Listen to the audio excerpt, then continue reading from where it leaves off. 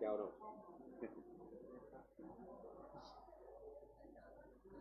ไอ้นั้น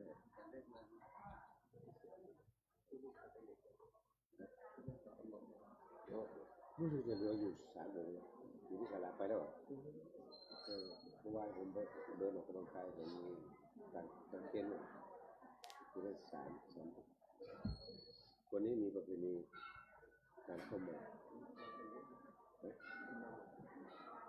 ไม่แน่ใจประเพณีเดินสีเพลงทางเหนือวันนี้ปี2569วันนี้วันแรกที่เราเริ่มประเพณีอันแรกคือประเพณีการเข้าใหม่ถวายเข้าใหม่เข้ามาจากทุ่งนาแล้วก็ไม่จี้ตรงนี้จะเอานี้แหละ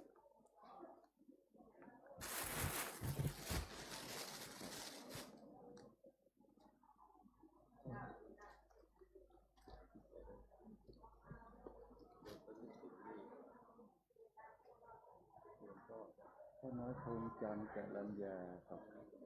อุทิศที่เขาหลวงพุทธแม่หลวงดวงกับลัญญาอ๋อครับยังไม่ถึงนะครับไม่ถึงชื่อครับไม่ถึงพ่อน้อยคงจันทร์ลัญญาบุญที่รวมทำที่เป็นบุญที่รวมทำรวมนึกว่าบุญที่รวมทำจะอุทิศให้พ่อน้อยคงจันทร์หลวงพุทธอุทิศให้พ่อหลวงพุทธแม่หลวงดวงให้ท่านทั้งสองให้ท่านทั้งสามใช่ไหมที่สามต้องขอบคุณให้ท่านทั้งสองเล่นรับผลนี้ด้วยและพ้นจากการทุกข์ถ้ามีความสุขในชีวิตแล้วก็ให้มีความสุขที่ดีที่สุดด้วยบุญที่รวมกันนี้ขออุทิศบุญนี้เพื่อให้แก่นี้ขออุทิศบุญที่รวมกันนี้ให้กับพ่อแม่ทุกท่านและแม่เพื่อนเราอยากให้ได้รับผลนี้โดยทันทีให้พ้นจากความทุกข์มีความสุขที่ดีที่สุดด้วยบุญที่ทำนี้บุญนี้อย่างนี้ให้บุญที่รวมกันนี้จงเป็นสุขพ่อแม่คงจันทร์พ่อหลวงพุทธแม่หลวงดวงขอให้ท่านทั้งสองได้รับผลบุญที่รวมกันนี้ด้วยตัวเจ้าคุณ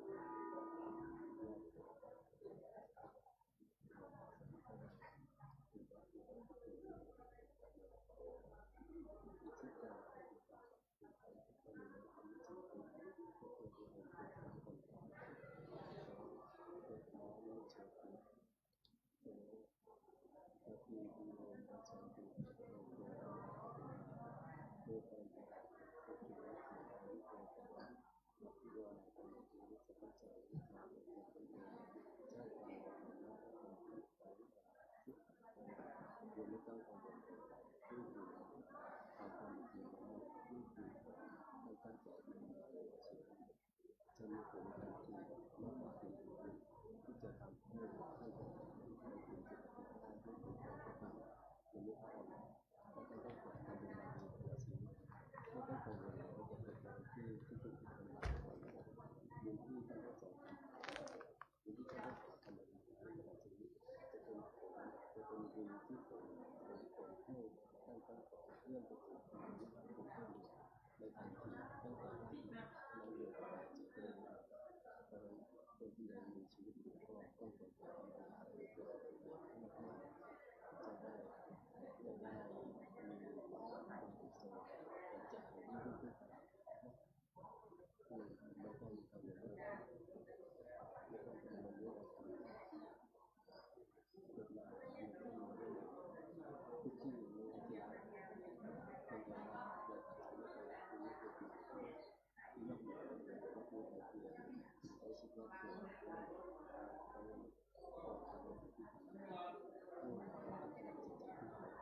และให้สามารถละทุกข์ได้จริงๆเพื่อให้ถึงเพื่อเป็นที่เกิดขึ้นได้เป็นอาจจะไม่มีการพยายามมากพอหรือไม่ได้ทำงานที่ก็เลยยังไม่สามารถที่จะค้นพบในสิ่งเหล่านี้ได้จริงๆถ้าผู้มีชีวิตอยู่ยังมีโอกาสที่จะใช้มาคิด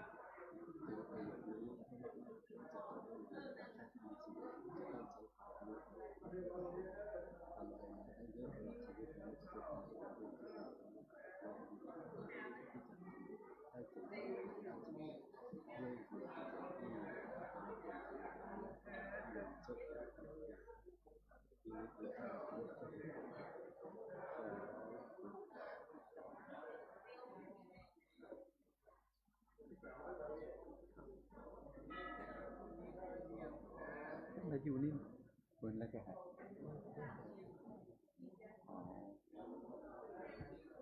ก่อนผมก็เป็นวัยวะที่ก่อนให้ครับท่านสมภูทอง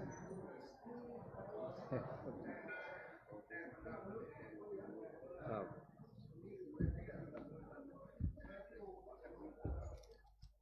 nói chào mình ơi là thứ rồi mà đi bị mày với chó đi chút hả lên bên nàyมันจุดไฟไปกัน phải mà lên cái này phải trái phảiหลังจากจุดไฟไปกัน nếu เจ้ามาจุดไฟนี่หรอ có anh nên không nên tụi bạn anh nó ao anh đi mà tan này không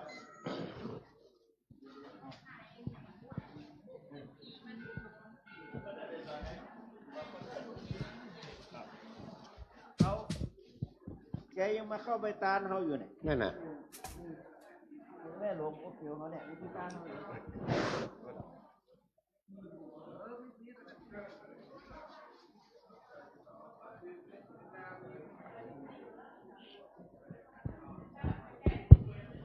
ครับสวัสดีปีใหม่2569 แด่มกัมนะครับพี่น้องศรัทธาพระพุทธธาตุจิตจำทองที่เคารพรักทุกท่านนะครับวันนี้เป็นวันศีลใหญ่ศีลหลวงเดือนสี่เพ็งนะครับตรงกับวันที่3เริ่มปี2569ประเพณีแรกของปี2569คือประเพณีวันนี้ประเพณีเดือนสี่เพ็งนะครับเดือนสี่เพ็งก็นอกจากมาทำบุญทำบาตรแล้วเขามีถวายตาลข้าวใหม่นะครับตาลข้าวใหม่แล้วครูปีนะครับแล้วก็มีกล่องหลวงไม่จี้ด้วยนะครับเมื่อเช้านี้พวกกำนันบุญเดียวบุตรพระมรคณะนะครับได้มาจุดนักทำให้ถวายแล้วนะครับเดี๋ยวทุกคนได้แล้วก็เอามาได้จานกล่องไฟยังมีอยู่นะครับนั่นแหะคือประเพณีจุดไฟกล่องหลวงไม่จี้ถวายพระธาตุนะครับเป็นประเพณีโดยสี่เพ็งยะถาวาริวะหาปุราปริปุเรนติสาครังเอวะเมวะอิโตทินังเปตานังอุปกปติ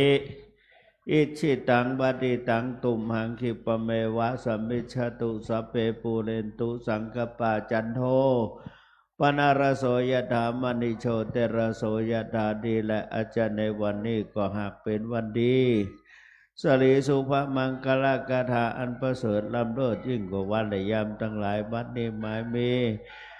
พ่อบุญเลิศแม่ปราณีก้อนสุรินทร์พร้อมด้วยครอบครัวและแถมครอบครัวแห่งเจ้าภาพหนึ่งก็มีศรัทธา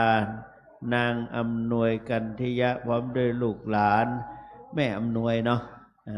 แม่อำนวยพร้อมด้วยกันทิยะพร้อมด้วยลูกหลานต่างก็ได้สลงของขวายตกแต่งแปลงพร้อมน้อมนำมายังมาทุบุภาราจาดวงดอกเข้าตอกดอกไม้ลำเตียนเข้าใหม่เข้าหลามเข้าจีเข้าหลามเข้าใหม่น้ำหวานมาถวายเป็นพร้อมด้วยสังฆทานทั้งหลายหมดไปมาเป็นสังฆทานทั้งหลายมาถวายเป็นทานในวันนี้ยามนี้พ่อบุญเลิศและแม่ปราณีก็ขออุทิศส่วนบุญทานอันนี้ไปหาพ่อหลวงหนานตาแม่อุ้ยปันปริยะแล้วก็พ่อหลวงเปียแม่หลวงเอ้ยใจมณีแล้วก็แม่ป้าบัวคำปริยะส่วนคุณแม่อำนวยกันทิยะพร้อมด้วยลูกหลานขออุทิศส่วนบุญทานนี้ไปหาพ่อสมแม่บัวพ่อครูสมแม่บัวพัดอินตะพ่อหลวงสาวแม่หลวงเตะ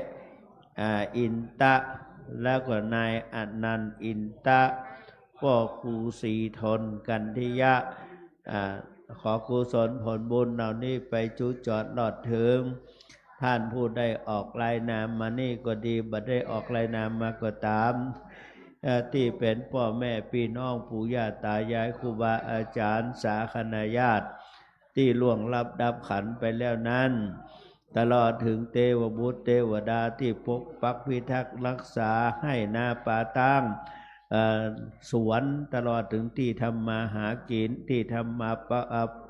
ปักดำไถหวานปลูกลูกปลูกขัวฝังทั้งหลายที่เพิ่นได้สืบที่เฮาท่านทั้งหลายได้สืบทอดมรดกตกทอดเพิ่นมาและท่านเหล่านั้นได้ล่วงลับดับขันไปแล้วนั้นซึ่งเป็นผู้มีอุปการะคุณแก่เฮาตลอดถึงเจ้าภูมิเทวดาลุกขเทวดาอากาศทักกะเทวดาที่คุ้มครองปกป้องรักษาสถานที่อยู่ตั้งแต่สถานที่ดินตลอดถึงต้นไม้ต้นตอกต้นดอกต้นดวงให้นาป่าตั้งเผืองเหมืองฝายก็ขอให้ท่านทั้งหลายเหล่านั้นจงมารับทราบและอนุโมทนาในส่วนบุญส่วนกุศลในข่าวครั้งนี้ดวงวิญญาณของผู้หนึ่งผู้ใดอยู่ไกลสุดวิสัยไปบ่รอดขอเชิญเทพประไทยเจ้ามเหสิกขาตนมีอิทธิฤทธาเดชานุภาพนำเอาข่าวสารการกุศลไปบอกไปกล่าวบังเอิญด้วยความประมาทพลัดพลั้งได้ไปตกทุกข์ได้ยากเสวยกรรมวิบากในสถานแห่งไหนก็ตามขอกุศลผลบุญเหล่านี้ขอให้อนุสมไปอุ้มออกจากที่ทุกข์ไปยกออกจากที่ผ่านบุญกัตยากตาที่การแก่กล้าได้ไปเกิดในจันทร์ฟ้าเป็นเทวบุตรเทวดาอยู่ณที่พระวิมานสถานแห่งไหนก็ดีก็ขอกุศลผลบุญเหล่านี้ไปเพิ่มเติมเสริมสิริมงคลให้สูงกว่าเก่าได้100 เท่าบรรดวีคูณดังกัมมกัมภานานั่นจุ่มจักมีเต่งแต่ดีลีบาลีรับรองว่าอายัญจะโขทักขินาทินาสังคัมหิสุปฏิทิตาทิคาลตังหิตายสถานโสปกัปปติโสยติธรรมโมจะอายันิรสิโตเปตานะปูจาจักตาอุลาลาพลัญจพิกุณมนุปทินนางตุมเหหิปุญญังปะสุตังอนาปกันติสปิติโยวัชชันตุสัพพโลกวินาศตุมาเตภวัตวันตรายโยสุขีติขายุโกภวะอภิวาทนาสีริสนิจังวุธาปจายโนจตารโลธรรมาวัฏันติอายุวันโอสุขังพะลัง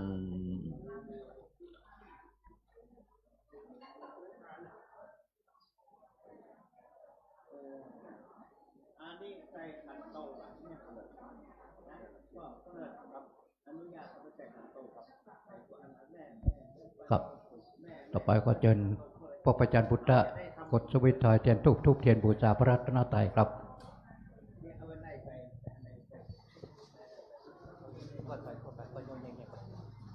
มันศึกษากัน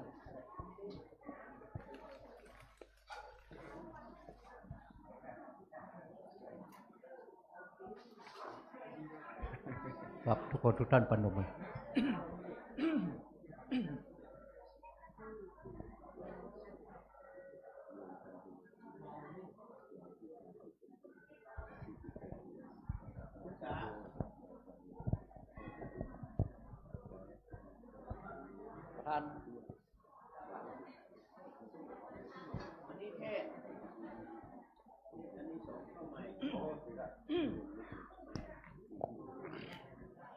ครับวันนี้เราได้รับเมตตาจากหลวงพ่อท่านเจ้าคุณพระสุวรรณเวทีดร.นะครับตัวหลวงวัดเฮาจะได้เมตตาเทศเป็นองค์พระธรรมกถึกที่เราฟังเนอเรื่องเป็นนี้ยี่เปงทานเข้าใหม่แม่กองหลัวยิบไม่จี้นะครับหรือสีเปงครับ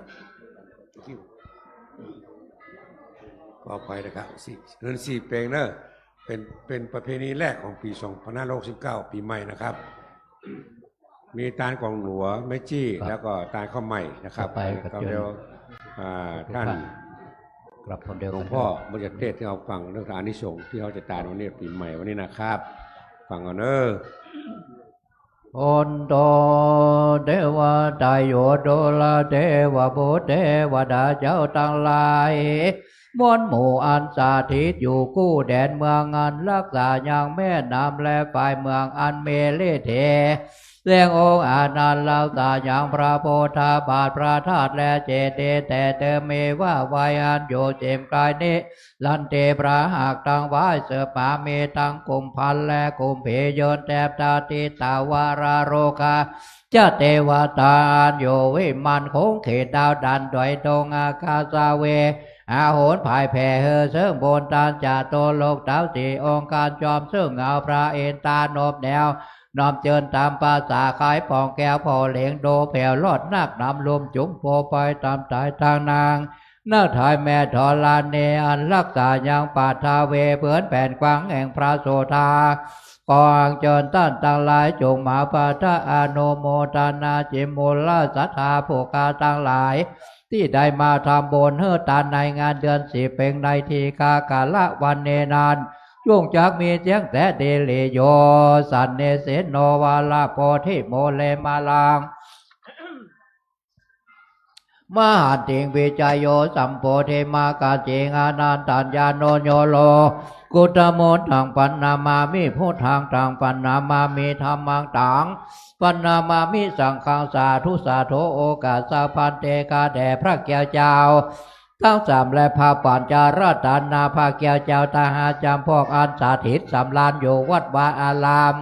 สถานที่นี้เป็นต้นเป็นเก้าเป็นประธานและสถิตสำลานอยู่เนื้อนาจมโพจูติโจแห่งจูตูนจูพระองค์วันนี้ก็หากเป็นวันเดดีถีอันวิเศษเหตุว่าเดือนสิเหนือขึ้น15 ค่ำพร่ำว่าเป็นวันเสาร์เป็นวันเสาร์ที่3 มกราคม พ.ศ. 2569ก็ได้มาจูจอดรอเติงถึงอย่างโมลาสัทธาผู้กาตั้งหลายจูห่อจูงานจูโพจูคนจูใหญ่หน่อยยิงใจก็จริงได้ปากันมาสานงคงควายตกแต่งแปลงผอมน้อมนำมา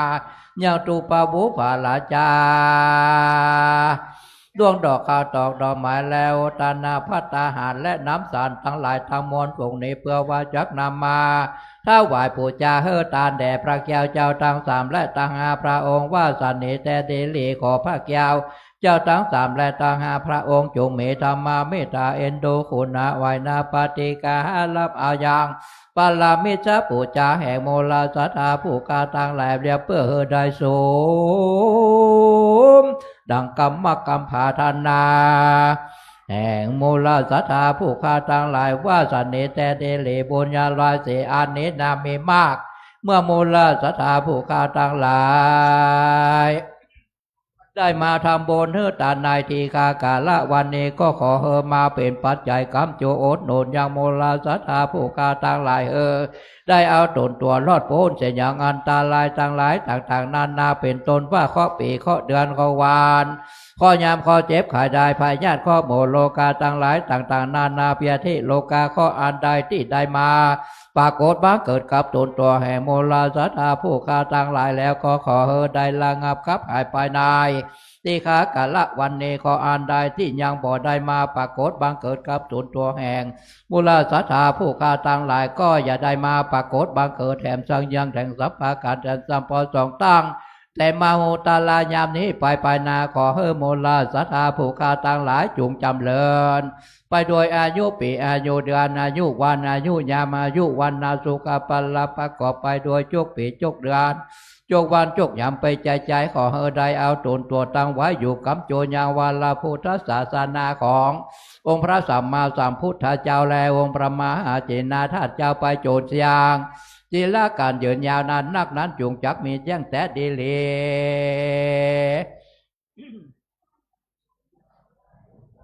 อิมินาสกาเลนะตังโพธังอภิปูชยามาอิมินาสกาเลนะตังธรรมังอภิปูชยามาอิมินาสกาเลนะตังสังฆังอภิปูชยามาอะระหังสัมมาสัมพุทโธภควาโพธังภควันตังอภิวาเทมิสวากขาโตภควตาธัมโมธัมมังนามัสสามิสุปฏิปันโนภควโตสาวกสังโฆสังฆังนามามิอันธรรมยังพุทธัสสะภควโตภุพพาภานางามะกลังกะโลมะเสนะโมตัสสะภะคะวะโตอะระหะโตมาสัมพุทธัสสะนะโมตัสสะภะคะวะโตอะระหะโตสัมมาสัมพุทธัสสะ นะโมตัสสะภะคะวะโตอะระหะโตสัมมาสัมพุทธัสสะหันธมยังพุทธาภิทุติงกะโลมาเสโยภวตะทิโกกาลิโกเอปัสสิโกโอปานายิโกปัจจตังเวทิตาโพเวนโยเอธัมมังภวันตังโอสยะหุนศิลาสานามามิอันธรรมยังธรรมาภิทุติงกะโลมาเสโยโสสวาคาโตภะคะวะตาธัมโมสันเทติโกอากาลิโกเอปัสสิโกทิตาโพเวนโยเอธัมมังธัมมังอภิปูชยามิธัมมังธัมมังศิลาสานามามิอันธรรมยังสังฆาภิทุติงกะโลมาเสโยโสสุปฏิปันโนภะคะวะโตภะคะสังโฆ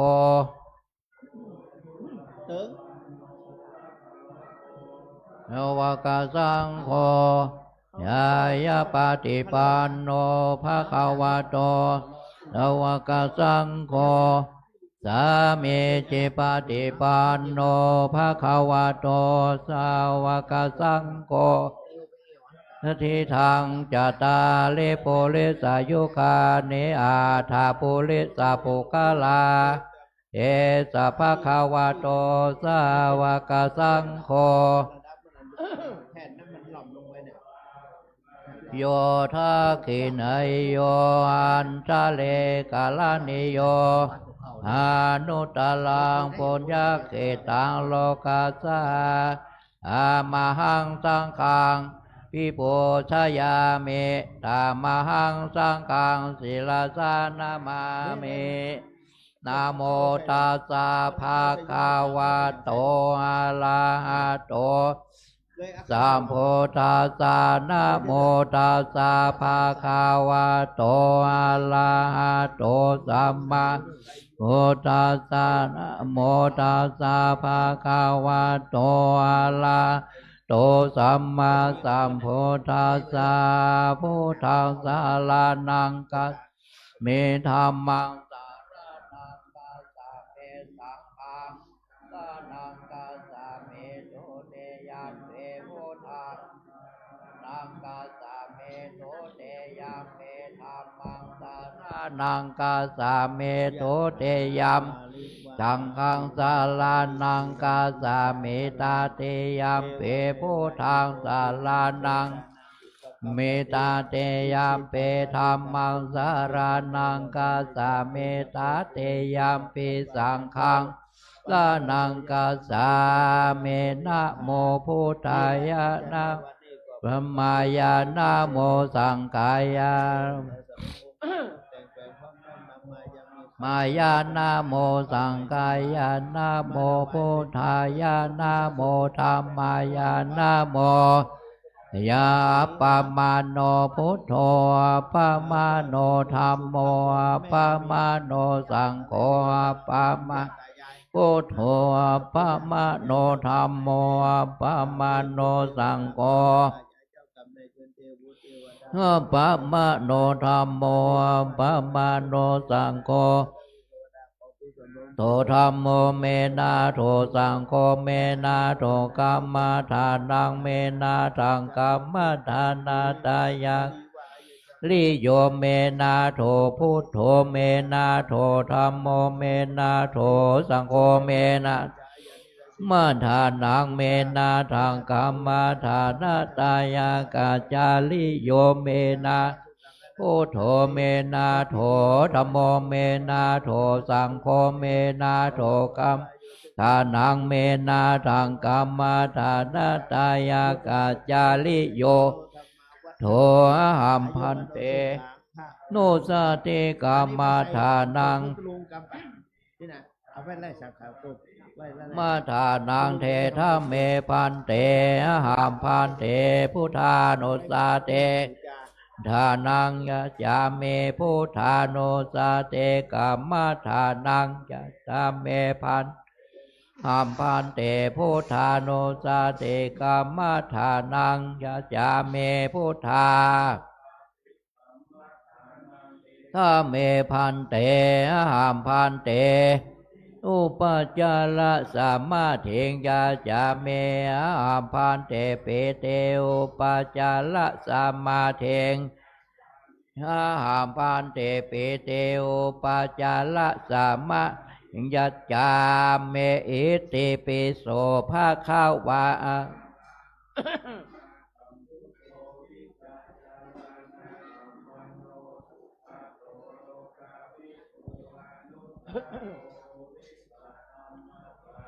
ทิสาธาเทวามโนสานังพุทโธภาคาวาเทสาวาคาโตตาธัมโมสันเทธิโกอากาลิโกเอเฮปัสสิโกโอปานายิโกปัจจัตตังเวโพเวนโยเอติสุปฏิปันโนภาคาวาโตสาวกสังโฆ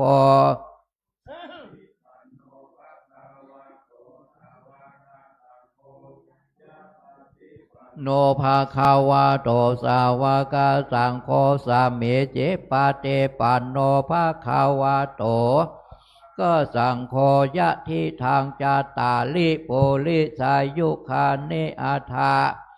สาโภกาลายสาภาคาวาโตสาวกสังโฆ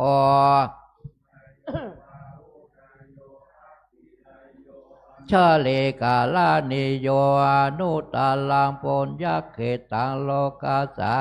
ธิอาเท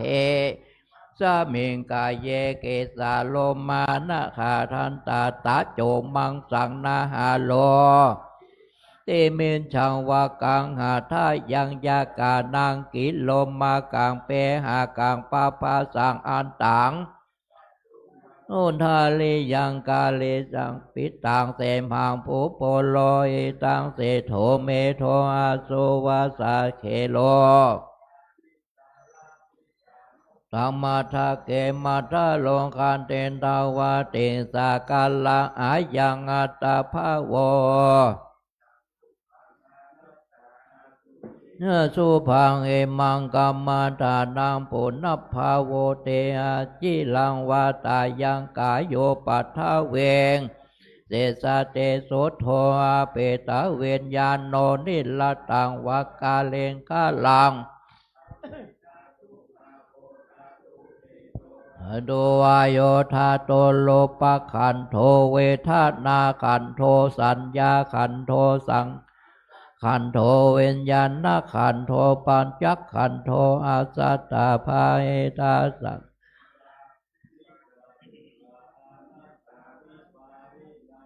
นามาจาวตาสังขาราอุปาทาวายาธรรมิโนอุปาเสตาวาติเตสังอุปสามโมสุโขนะมะโลปังอานิจจังกัจจเถนานิจจังวัตานิปานังปังทุกขังนัมเถนาสุขังวัตานิปานังนะมะโลปังอนัตตาอาสาลกาเถนาวัตานิปานังนะมะโลปังอานิจจังนะมะโลปังทุกขังตานิปานังสุขังวาตานิปานังสาลังวาตานิปานังปานังปาละมังสุขังสาธุตานะปาละเมสัมปันโนปาละเมสัมปันโนตานะปาละมัทธปาละเมสัมปันโน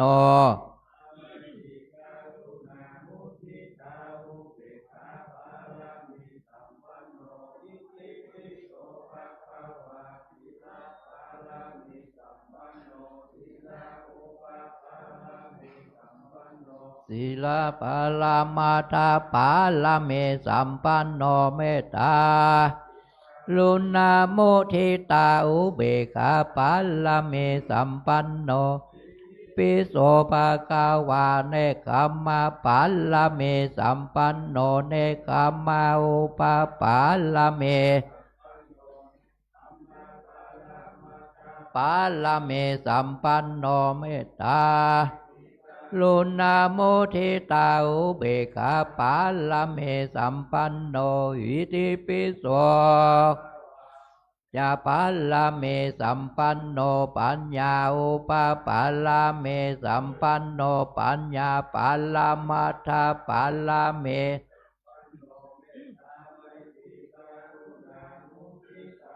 เปคาปัลลเมสัมปันโนอิติปิโสภะคะวายะปัลลเมสัมปันโนเวเลญาอุปปัลลเมสัมปันโนเวเลญาอมัตถปัลลเมสัมปันโนเมตตา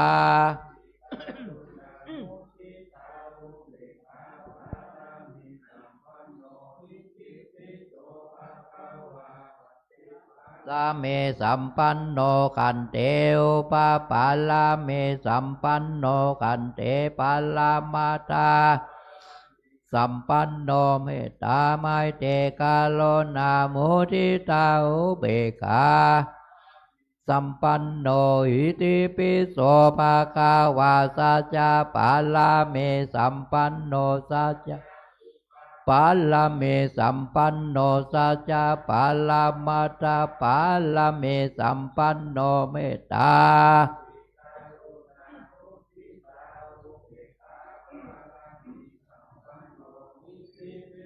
ภะคะวาอธิฐานาปัลลเมสัมปันโนอธิฐานาอุปปัล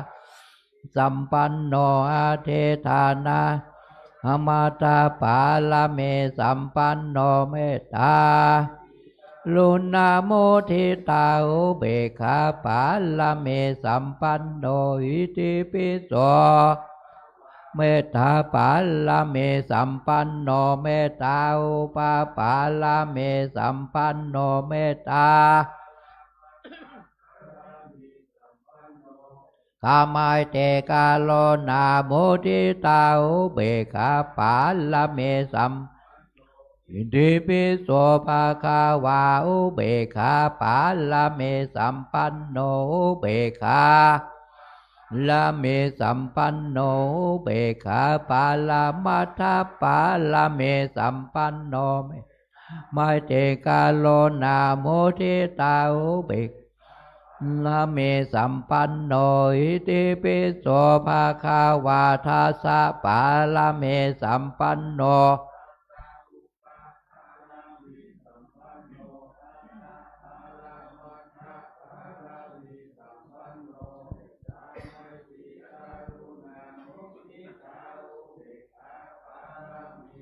ปันโนอิติปิโสภะคะวาสัมมาเทสะปัลลเมสัมปันโนสัมมาเทสะอุปปะ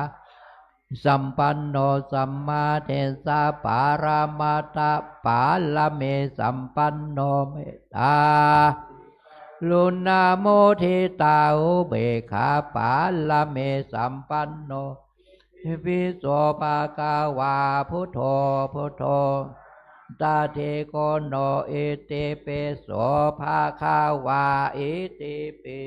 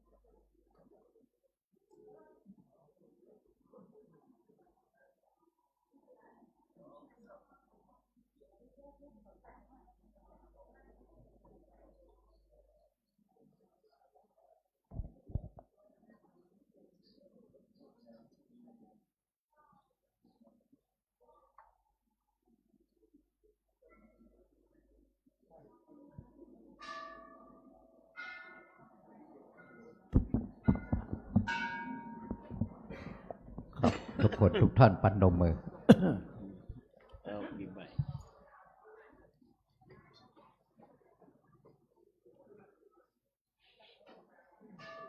ครับไปกลับเพิ่มเดียวครับ1กลับ2กลับ3อิมินาสกาเลนะทางโพทางอภิโพชยามาอิมินาสกาเลนะทางธรรมังอภิโพชยามาอิมินาสกาเลนะอะระหังสัมมาสัมพุทโธภะคะวาโอทางภะคะวันตังอภิวาเทมิ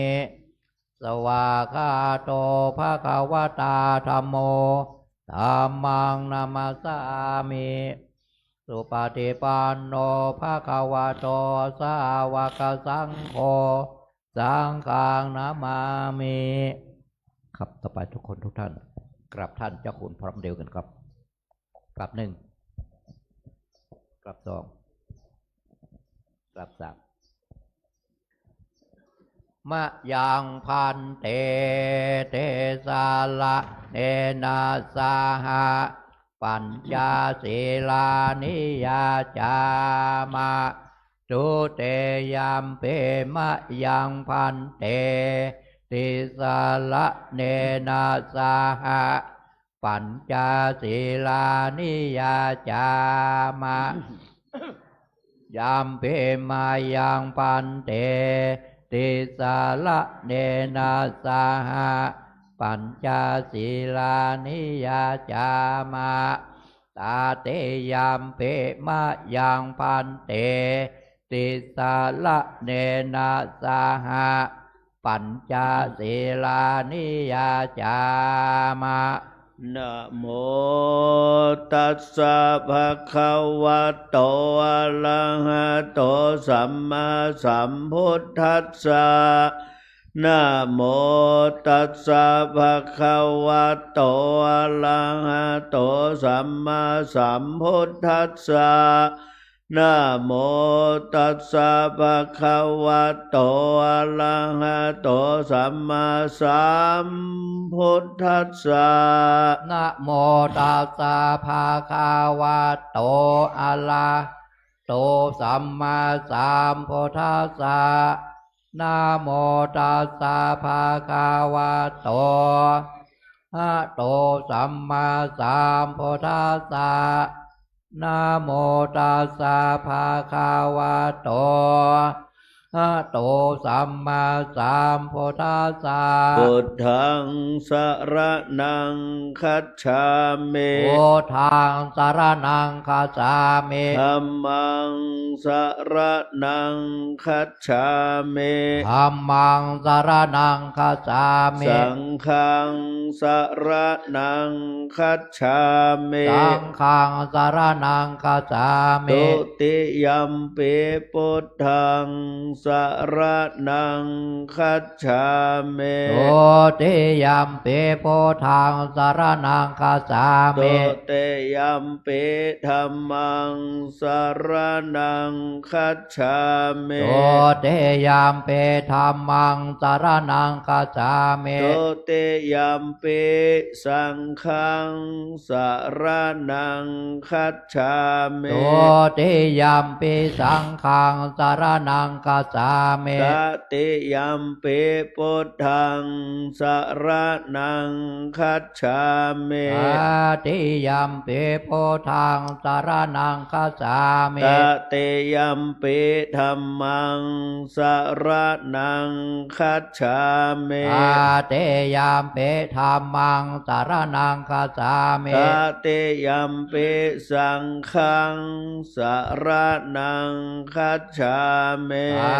ติยัมปิสังฆังสรณังคัจฉามิปานาติปาตาเวระมณีสิกขาปะทังสมาธิยามิปานาติปาตาเวรมณี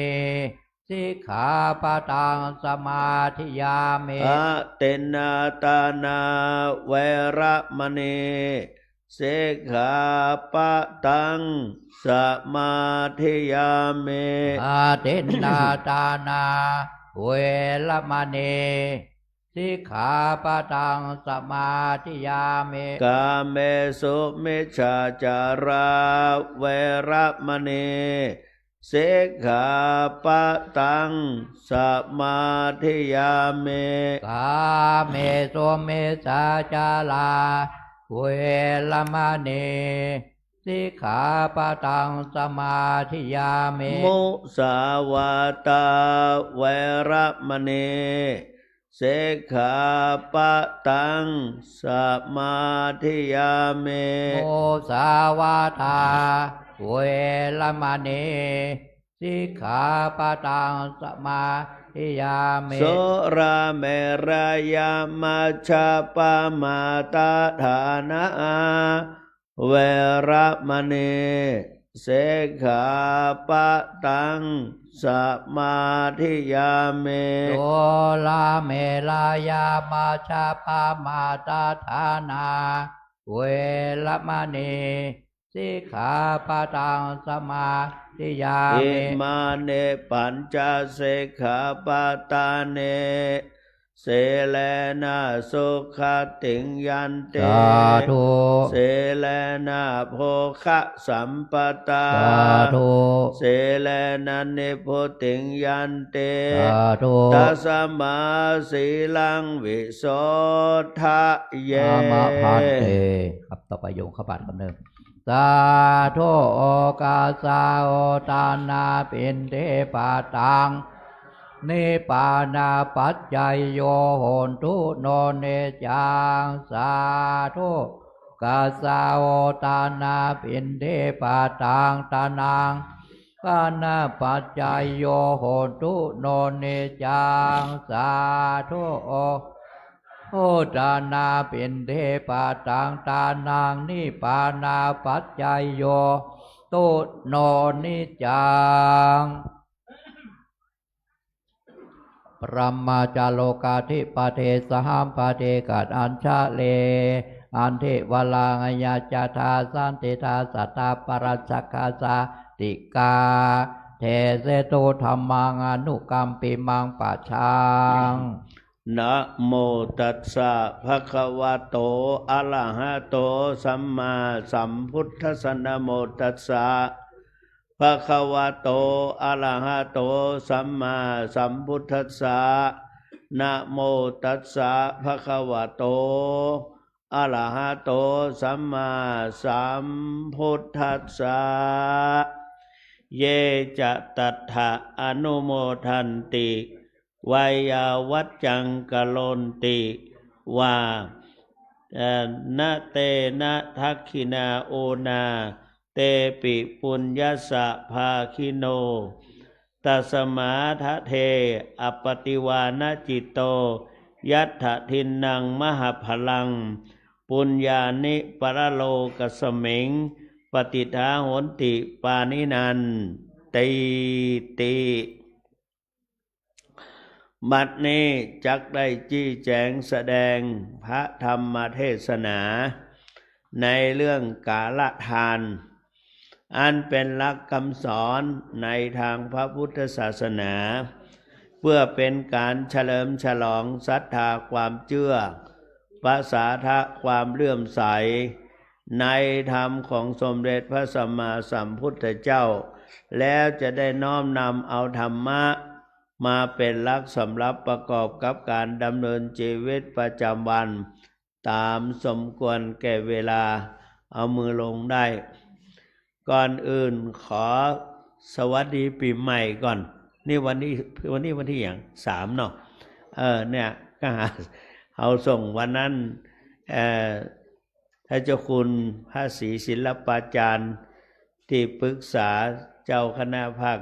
7พร้อมด้วยท่านเจ้าคุณอมรเวทีตลอดถึงผู้ช่วยเจ้าอาวาสพระภิกษุสามเณรภายในวัดร่วมด้วยศรัทธาพี่น้องทั้งหลายได้จัดทำพิธีสวดมนต์ข้ามปีเพื่อส่งท้ายปีเก่าต้อนรับปีใหม่เรียกตามภาษาสมัยว่าเข้าดาว ได้จัดที่ในวัดโดยนิมนต์พระใบดิกาสมศักดิ์จากอำเภอแม่ริมมาแสดงในวันนั้นเรามีการทำวัดสวดมนต์และก็สวดธรรมจักรปวัตตนสูตรเป็นการสวดมนต์ใหญ่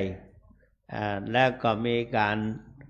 รุ่งเช้ามาเราก็มีการทำบุญตักบาตรทำบุญตลอดวันจากนั้นมาว่างตะวาวันหนึ่งแต่ก็ถึงท่านเจ้าคุณศรีศิลปาจารย์ได้ไปงานทำบุญบุรพาจารย์ที่วัดโสธรวัดโสธรราชวรวรารามวรวิหารจังหวัดเป็นยังไงแปดเลี้ยวเป็นของสะเชิงเซาฉะเชิงเซาไปกว่าจะกลับมาถึงนี่ก็3 ทุ่มป่ายแล้วก็วันนี้ตั้งแต่ตี 4มาป้อกำนันบุญเร็วบุตะพร้อมด้วยลูกหลานและศรัทธาพี่น้องบ้านหลวงคงเปาเนี่ยเนาะได้หาไม้จี้มาก่อไว้ตั้งไว้2 กองใหญ่2 ซุ้มใหญ่แล้วก็มาจุดปูจาพระเจ้าและหมู่เฮาทั้งหลายมานี่ก็ได้มาทำบุญตานข้าวใหม่ประเพณีในทางพุทธศาสนานั้นถือว่ามีความสำคัญเกี่ยวกับเรื่องปากเรื่องท้องเรื่องการเป็นอยู่อาชีพ ตั้งแต่สมัยพระพุทธเจ้ายังตนหรือก่อนที่พระพุทธเจ้าจะมาบังเกิดละในเรื่องการที่มนุษย์เรา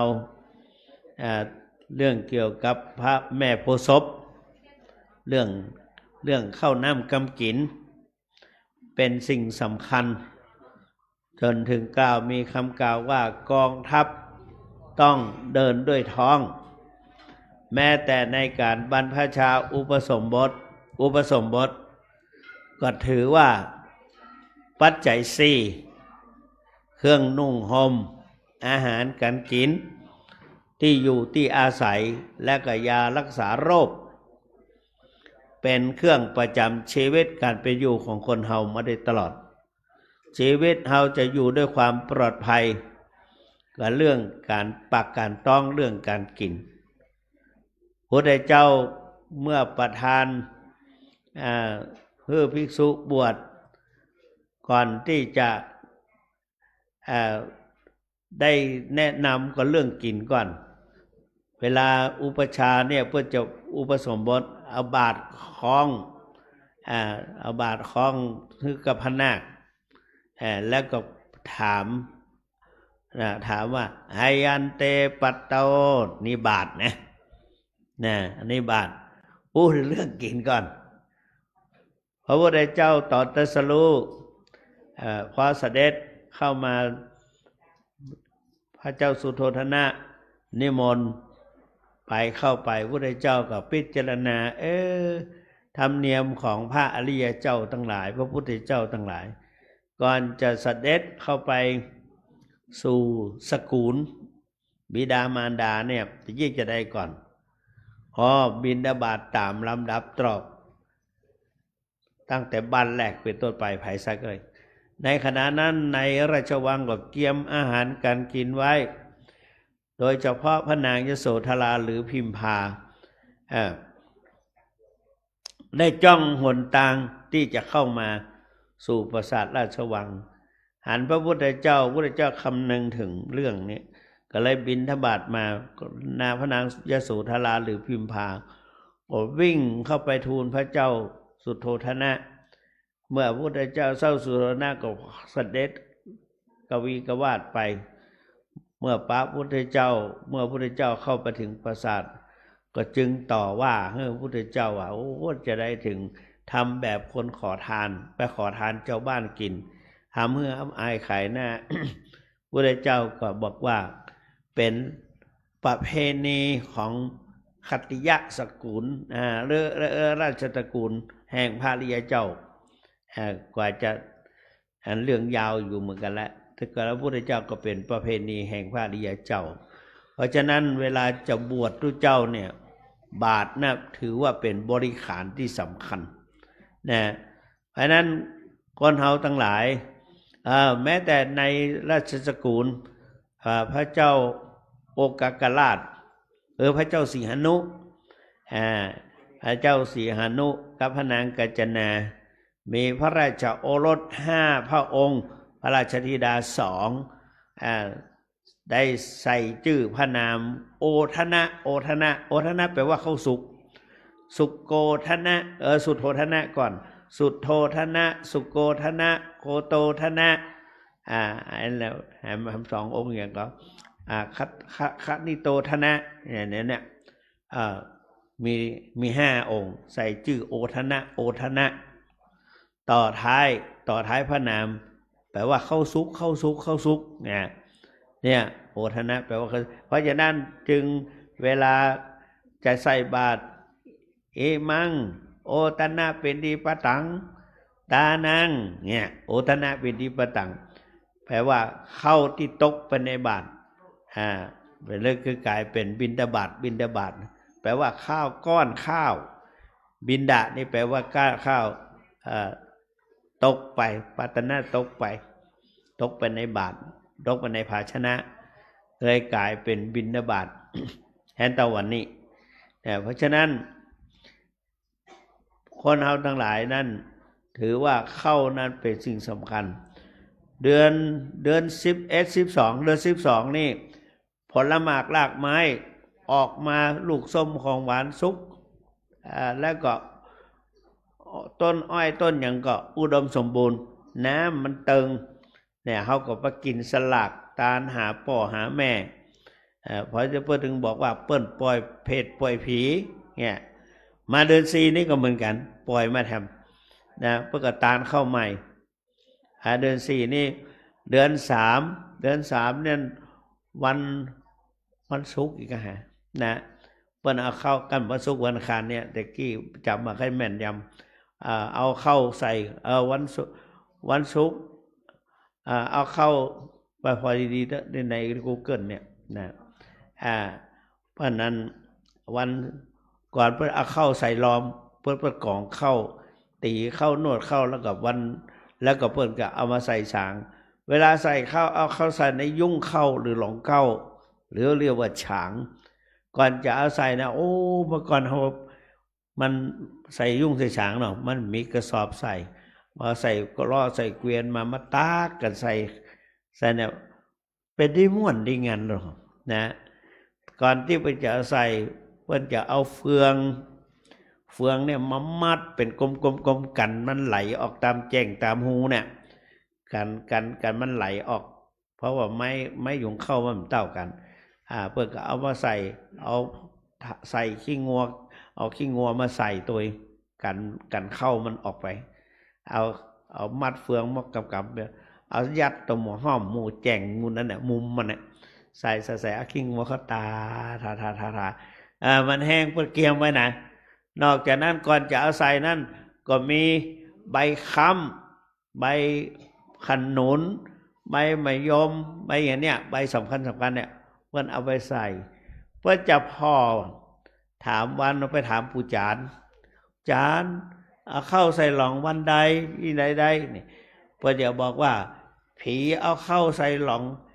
5 ตน 7 ตนเพื่อจะบอกอีน่ะอาศัยวันนั้นนี่เพิ่นเอาผีวันนั้นผีเอาเข้าใส่หลองเปิ้นมีตำรามันเดี๋ยวนี้เพิ่นอ่านหัวนะอาจจะมีในตำราเอาเข้าใส่หลองเอาเข้าใส่ยุ่งใส่ฉางเพื่อจะใส่พร้อมกันหรือว่าบัดแล้วพร้อมกันแล้วแต่งไผสุกก่อนทุกอย่างเพื่อจะเอาใส่ถ้ามาอ้างก็เพื่อก็เอาหอมกับไว้ในลานตักเข้านะอย่าเปิดตีนวดเข้าเพื่อใส่ไว้แล้วก็เพื่อจะหาบกันมาขึ้นล้อขึ้นเกวียนมาเอามาใส่เหล้า ใส่ยุกใส่ฉางไอ้ยังได้ตี้ได้ตางพอดีพอถึงเดือนสี่เนี่ยมันก็จะเกียม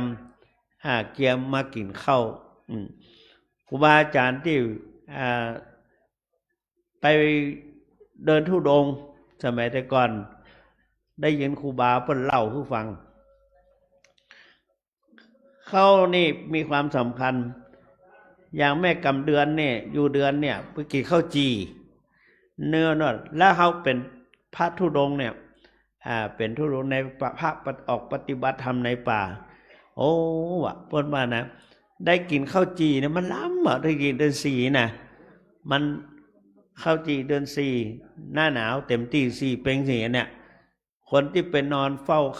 อย่างเพื่อกะเพราข้าวหลามข้าวอย่างปิ้งข้าวจี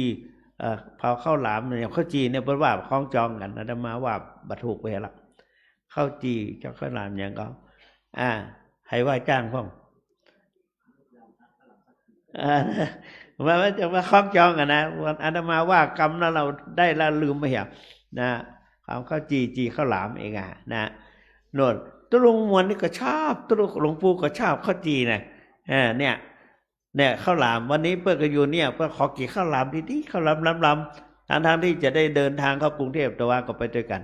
วันนี้ก็จะไปเกี่ยวกับสักเดี๋ยวดีฮือเปิ้นฮือฝังจะได้กินข้าวหลามแล้วก็จะได้คืนเครื่องไปทำนะมันได้อยู่นะตู้เจ้านะเพราะจำเป็นอันนี้มาอู้ถึงเนี่ยวันนี้มันเป็นวันสำคัญเอากับมาตาลเพื่ออุทิศส่วนบุญตาลให้พ่อให้แม่โดยเฉพาะหน้านี้ถือว่าวันเนี้ยเป็นวันที่13 เมษาเป็นฮ้อนที่สุดวันเดือนยี่เพ็งน้ำนักที่สุดเดือนสี่เพ็งหนาวที่สุดมันมีที่สุดของมันหรอนะเนี่ยเดือนยี่เพ็งหนาวที่สุดถึงว่าต้นจะมาหนาวอาตมาได้รับตอนที่อาตมาเป็นละอ่อนเพราะว่า10 ปีอาบน้ำบ่หนาวพอเดือนยี่เพ็งตอนแรกอาตมาก็ได้เอาใส่เสื้อใส่อย่างไปนักโอ้พอเตี้ยงคืนมามันหนาวที่สุดแต่สั่นไปบ้านเกือบมาถึงนะเป็นไข้เลยเนี่ยเดือนยี่เพ็งน่ะพอไปถึงบ้านเป็นไข้เลยหนาวที่สุดแล้วก็เดือนสี่น้ำหนักที่สุดอันนั้นเดือนยี่เพ็งเริ่มหนาวนะพอเดือนสี่เพ็งนี่หนาวที่สุดแล้วก็13นั้นร้อนที่สุดมันมีที่สุดวันนี้สี่เพ็งโบราณนั้นคนเฒ่าคนแก่ครูบาอาจารย์ว่าได้กินข้าวจีอาตมายังไม่ได้กินแต่นานในเดือนนี้นะข้าวหลามได้กินละก่อนจะมานี่ขอได้กินข้าวหลามได้ยินท่านเจ้าคุณพระศรีแต่ว่ายากขอได้กินเถอะแต่ก็บ่ปากลูกเจ้ามาได้กินแต่ได้กินข้าวหลามละเนี่ยเขาก็ท่านทั้งหลายเป็นถือว่าการทำบุญจะเป็น12 เพ็งก็ตามจะเป็นเดือน4 เพ็งก็ตามที่เขาทำบุญสุนทานที่เป็นประเพณีเนี่ยโบราณอาตมาอยู่นี่ปีแรกหลวงปู่คือเทศในเรื่องกาลทานความจริงนั้นเรื่องกินตาลเข้าใหม่นี่จะอยู่ในข้อที่5กาลทานนี่มีอยู่5 ประการกาลทานนะทานตามกาลเวลาอันนี้เรียกว่าประการแรกคืออาคันตุกทานอาคันตุกะมาเยือนหลวงปู่ถือว่าเป็นความสำคัญได้แนะนำให้ท่านเจ้าคุณพระศรีศิลปาจารย์ได้จัดพิเศษทุกครั้งเมื่ออาคันตุกะมาเนี่ยโดยเฉพาะยึดเอาครูบาอาจารย์ที่มาแต่ว่าวันซืนก็มาอาคันตุกะทานเปิ้นมาพอมาแล้วเขาก็จะจัดพิเศษที่เปิ้นนิมนต์คือความสำคัญหลวงปู่นั่นสมัยแต่ก่อนนั่นหลวงปู่กับอาตมาจะไปฉันเข้ากับเปิ้นถึงแม้ว่ามีอย่างก็จัง ต้องให้ความสำคัญอาคันตุกตานตอนที่มาอยู่ใหม่ๆมาวันที่28ธันวาคมธันวาคมนี่มันก็จะเป็นเดือน3แล้วเนาะเนี่ยมามกรานี่ก็เดือน4เนี่ยอย่างวันเนี้ยปีนั่นก็เหมือนกันถ้าทำบุญที่โฮงหลวงหลวงปู่แนะนำให้การละทานเมื่อก่อนบ่เข้าใจหลวงปู่ก็เอาหนังสือให้อาคันตุกตานก็ถือว่าเจ้าบ้านทั้งหลายเมื่อพระสงฆ์มาก็ศรัทธากบมาตานตามเดือน4ก็ถือว่าในตอนนั้นเรียกว่าอาคันตุกตานอาคันตุกะมาใหม่พระสงฆ์มาใหม่บอกว่าจะมาจากไหนเพิ่งจะเข้าอยู่กรรมนะเดือน4เนี่ยพระสงฆ์ทั้งหลายต่างๆเพิ่นมารวมกันเจ้าบ้านทั้งหลายก็มาทำบุญสุนทานอันนี้ก็เรียกว่าอาคันตุกตานอาคันตุกะเปิ้นมาแล้วก็เขาต้อนรับแม้ว่าพระสงฆ์ทั้งหลายไปที่ไหนต่างๆเป็นว่าอาคันตุกะไปแม้ว่าที่อื่นมาแขกมาเยือนแขกมากลางห้องอันนี้ก็เขาตานกลางบ้านก็เรียกว่าอาคันตุกตานแล้วก็พระเถระที่เปิ้นมาแล้วเนี่ยอันนี้พระพุทธเจ้าได้แนะนำให้ศรัทธาประชาชนทั้งหลายว่าขมิกทานขมิกทานังทานแก่อาคันตุกะหรือตู้เจ้าในวัดเฮาจะไปอยู่ที่จะย้ายไปอยู่ตุโลจะไปกินหัววัดนี่เนาะตัวเจ้าจะไปกินหัววัดไปส่งเสริมก็ส่งไปสมัยก่อนเปิ้นจะมีวัดใหญ่ๆอย่างวัดดอยแก้วเนี่ยส่งตัวเจ้าไปเป็นตุหลวงที่หั่นที่นี่วัดเฮาก็เหมือนกันถ้าเจ้าคุณพระศรีศิลปจารย์แล้วก็เจริญหอยตามหลวงปู่เฮานั่นแหละส่งตัวเจ้าไปเป็นเจ้าอาวาสที่หั่นพ่องม่อนฤาษีดอยน้อยพักเกิดเนี่ยที่หลวงถ้ำตองที่หลวงปู่ส่งไปในบริเวณตรงนี้ก็มี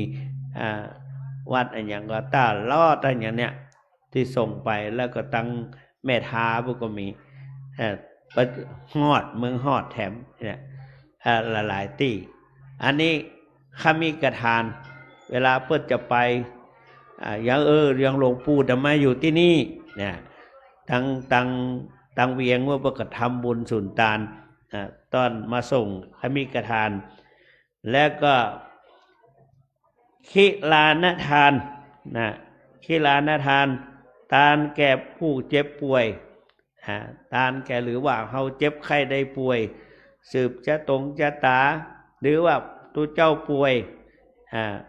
และหายประทานทำบุญสุนทานอย่างหมู่เขาทั้งหลายบางทีก็อย่างเนี้ยเจ็บไข้ได้ป่วยมาหายสักเตื้อมาหายสักเตื้อก็คือทานแก่บรรพบุรุษคนเฒ่าคนแก่มันเปิ้นอยากจะกินกับนี่นะเนี่ยอันนี้เอามาอุปมานะแล้วก็อันสุดท้ายนี่แล้วก็ทุพพิกทานทานในข้าวอยากหมากแพงเอาอยากหมากแพงมีตระกูลหนึ่งเปิดเก็บเข้าไว้เพราะว่าเปิ้นมาทำนายว่าต่อไปเนี่ยในถึงปีนั้นน่ะ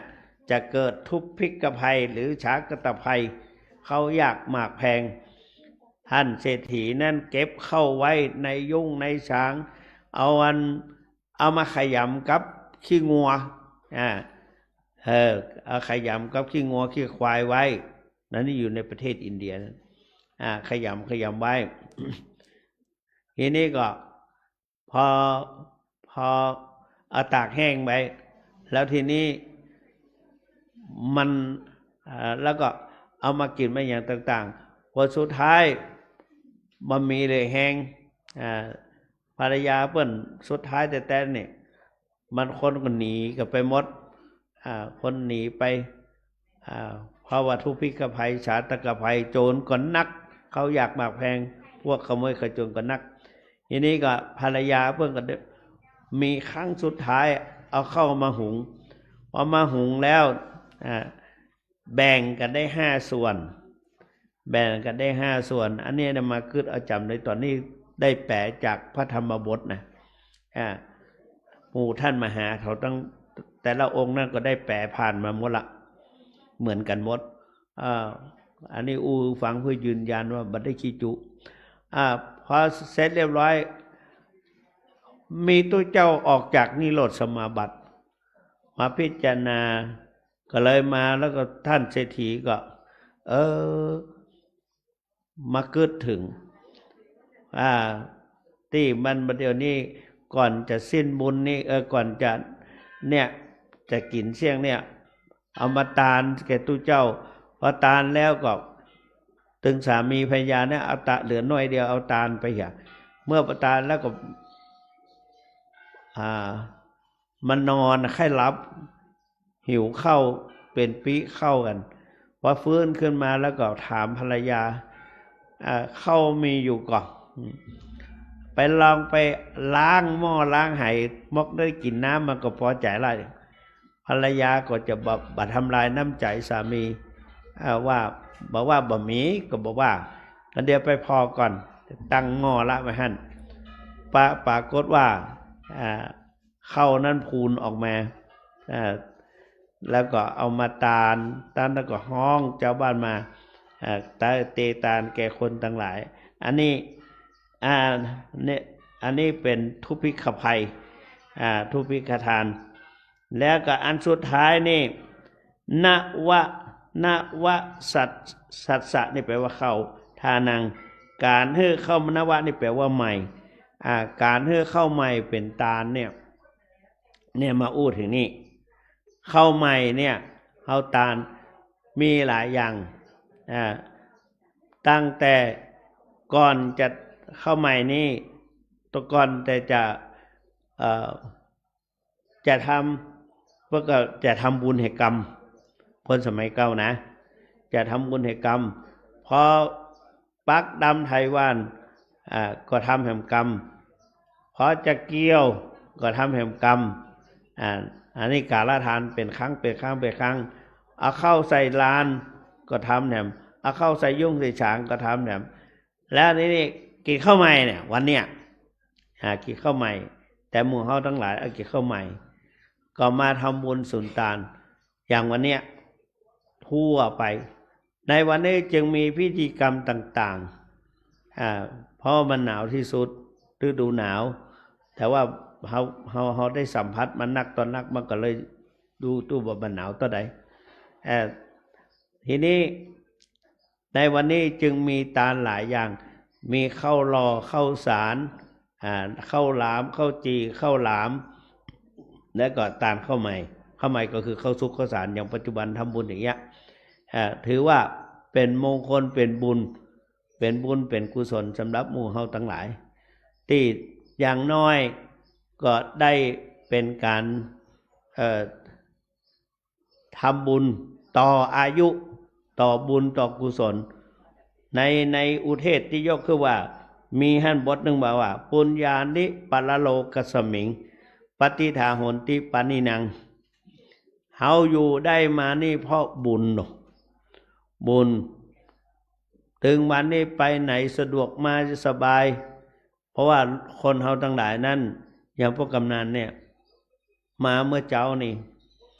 ว่าท่านเจ้าคุณผมไม่ได้อยู่เนอะเดี๋ยวท่านปลัดวิทยวัฒน์จะไปส่งหมอไปลอกตาอีกแม่นแมวนะได้ยินประชัดเมื่อเจ้านี่นะมาได้ก็ฟังไปฮ้องเจ้าคุณพิงมาเด็กคือเนี่ยนะฟังท่านก็โทรไปหาของท่านเจ้าคุณมาจุดไฟเฮ้อตี 5แต่เขาเปิ้นฮ้องตี 4เตะดีใจเกินยังไปฮ้องเจ้าคุณกดหา2เตื้อเจ้าคุณบ่ตอบบ่ตื่นไปเคาะย่ำพาดว่ะต้าวโอ้ที่บาดเจ็บอย่างนักหัวเข่าไปหน่อยเนี่ยถึงบูตะกี้บื้อหนึ่งให้จะหู้สึกละอีนะวินะต้าวถามว่าพ่อเจ็บกับเจ็บหัวเข่านี่หน่อยมันเดี๋ยวนี้มันเป็นอย่างมันฮ้อนอยู่แล้วคล้ายๆบื้อหนึ่งให้จะหัวไว้นะเนี่ยต้องระวังเนอะอายุนักละ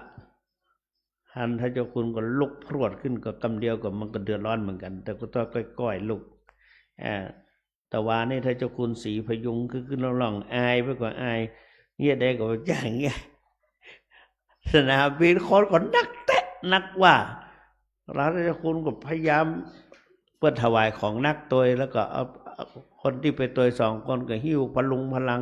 แล้วเจ้าคุณก็บอกอันนี้เอานี่ไปอันนี้ผมจะเอาเจ้าวาดไปเอาตุลุงแหวงไปดิเปิ่นพอแล้วก็หนาวนะระไว้นะในกรุงเทพก็หนาวก็ตุ้มผ้าซุปหมวกมันต้องเหมือนคนลูกที่ไหนมาเนี่ยเขาพ่อขนาดจุงกันไปก็จุงกันมาเนี่ย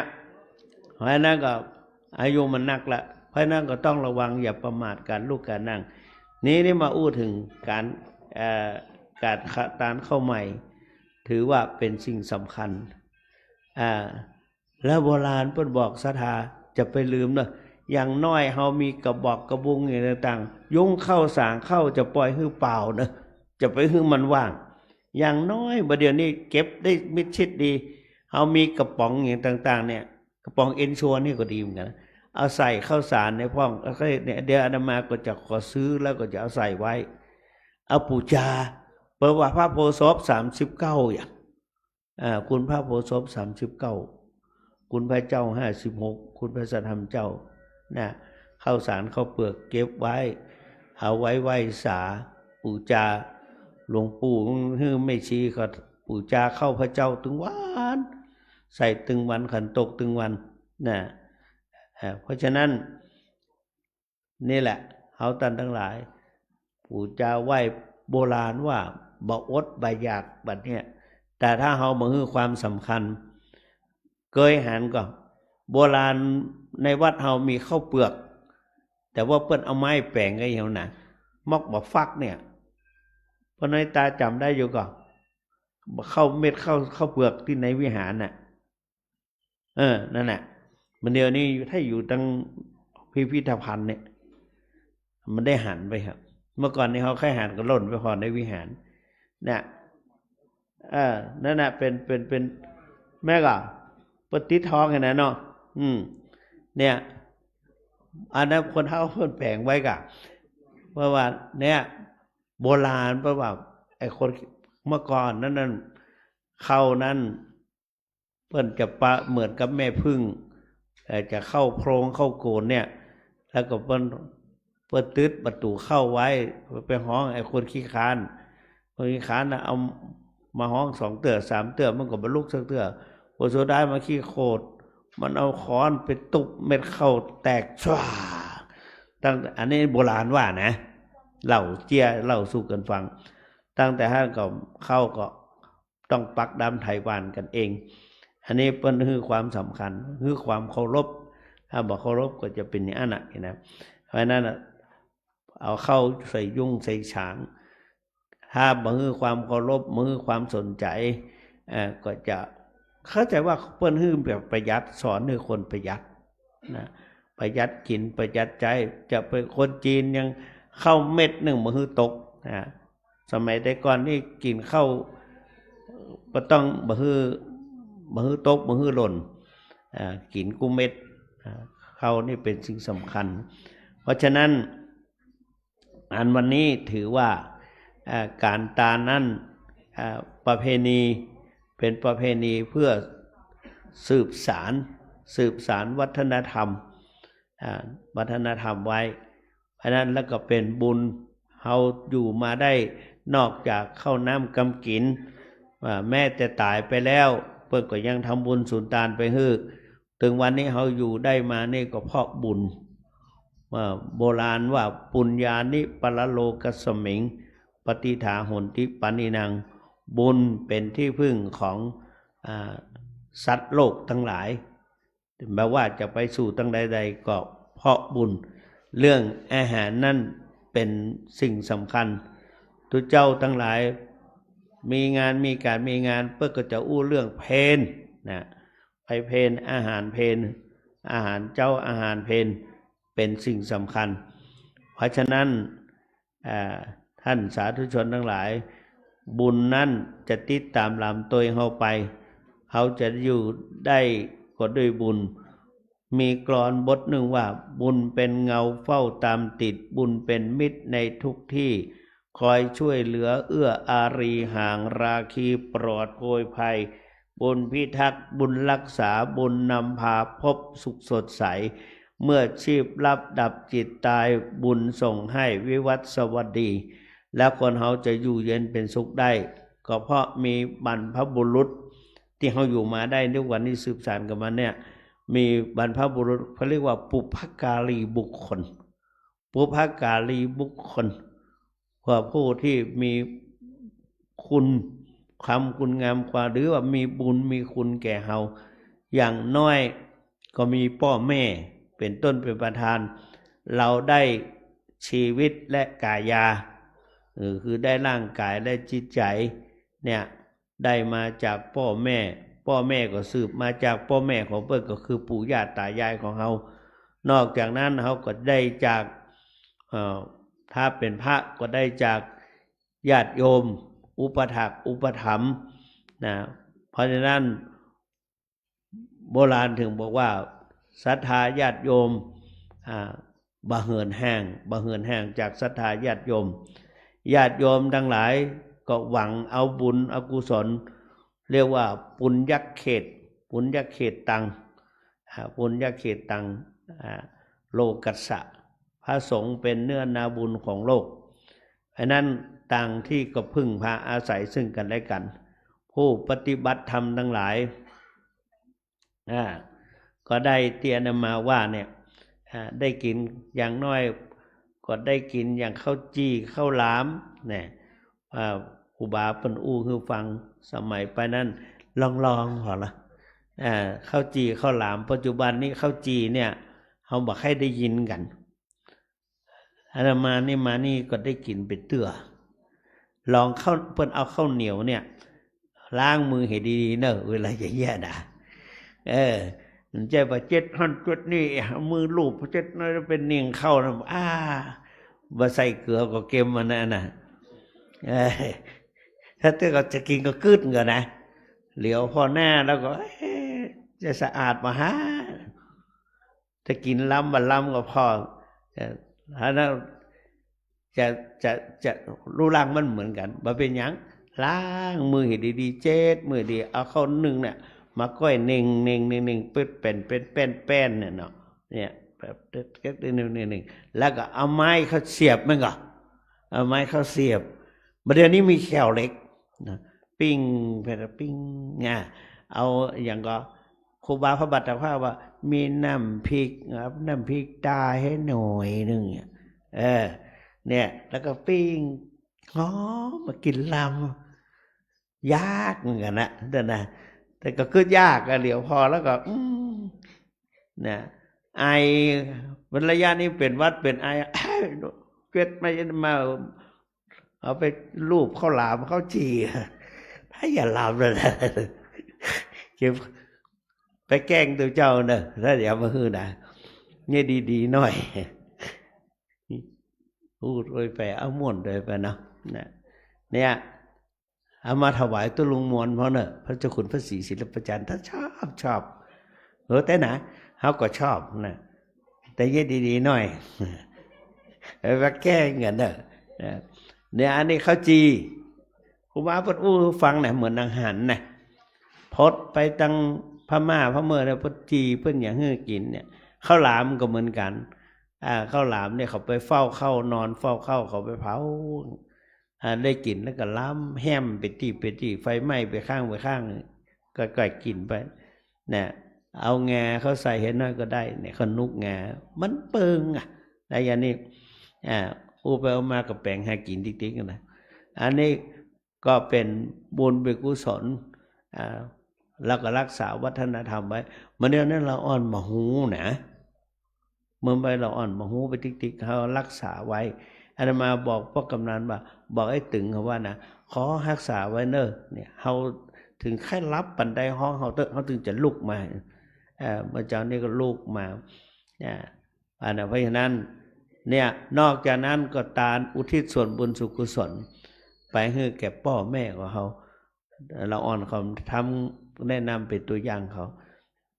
ถึงวันเนี้ยมาก็ใส่เข้าพ่อเข้าแม่ถึงหวาน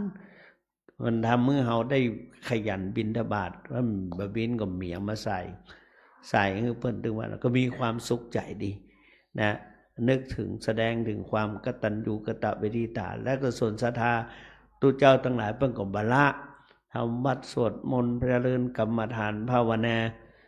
ถ้าบาทำนาก็จะบางงามแต่วันนี้นอกจากนั้น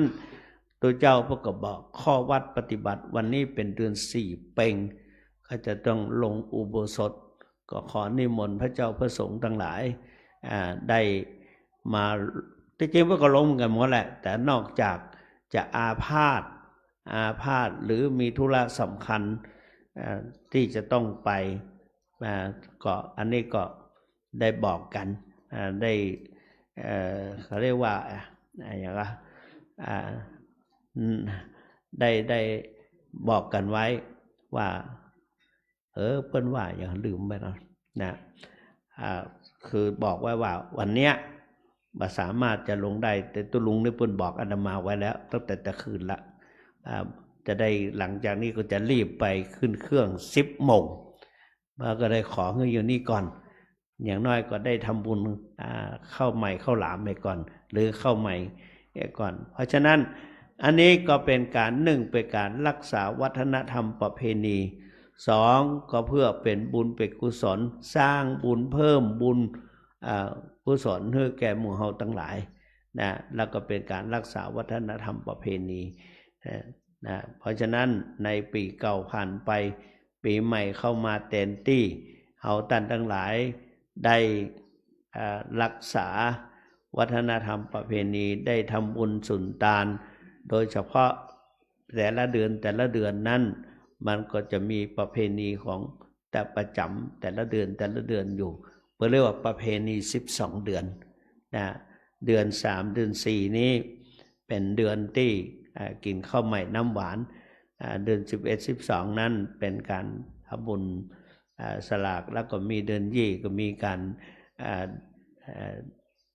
ฟังน้ำฟังธรรมกันอย่างนี้เป็นต้นเพราะฉะนั้นปีเก่าผ่านไปปีใหม่เข้ามาแทนที่ก็ขอให้ศรัทธาทั้งหลายมีสุขภาพแข็งแรงบ่มีโรคภัยไข้เจ็บขอให้มีกำลังวังชาแข็งแรงปราศจากโรคภัยไข้เจ็บมีอายุมั่นแก่นยืนยาวอยู่เป็นลมโพลมใสของลูกเต้าเหล่าหลานเด่นไปมันเมินและก็อยู่เป็นอุบาสกอุบาสิกาอุปถากอุปถัมภ์ค้ำจุนพระพุทธศาสนาตลอดกาลนานรับประทานแสดงพระธรรมเทศนาปกิณกะเกี่ยวกับการทำบุญเข้าใหม่ก็หันว่าสมควรแก่เวลาขอสมมุติยุติลงคงไว้แต่เพียงเท่านี้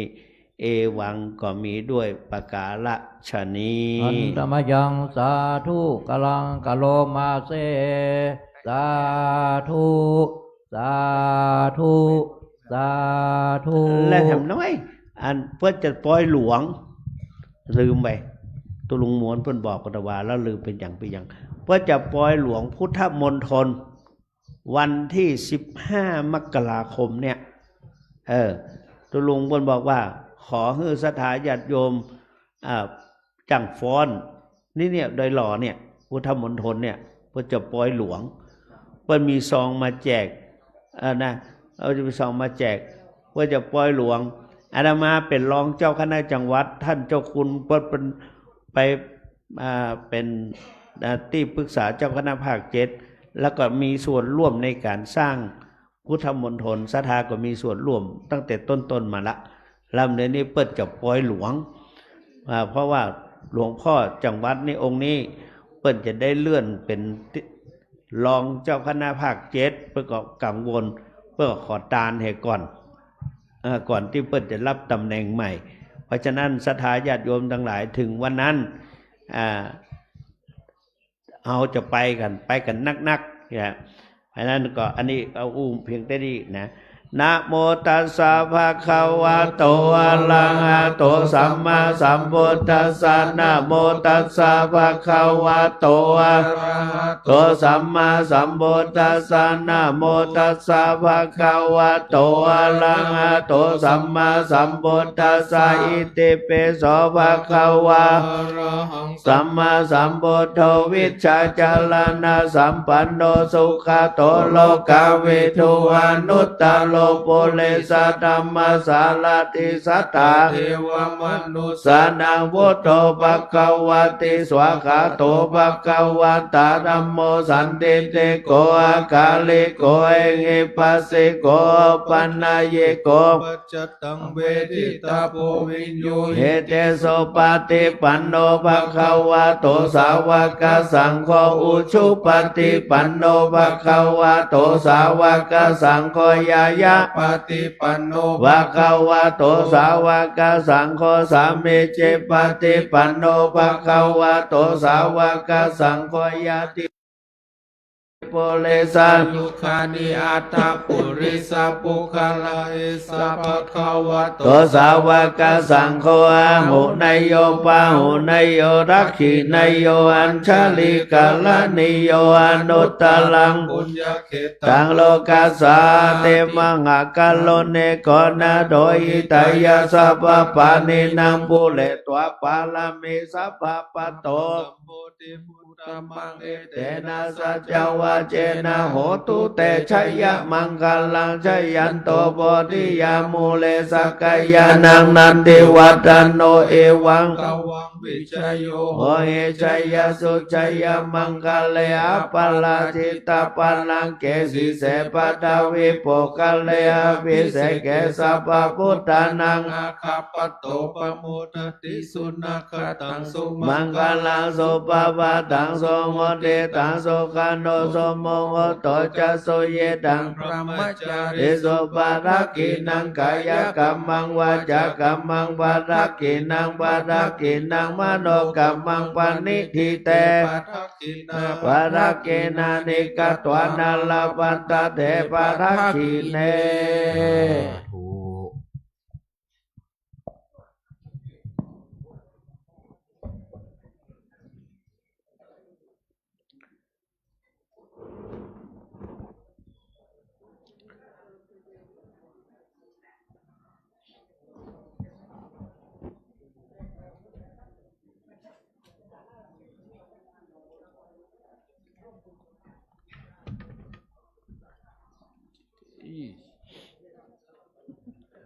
จีแน่เราศึกษากรรมออกแต่ละ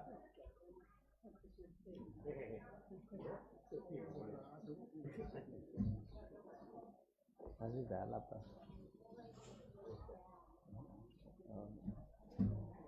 มานี่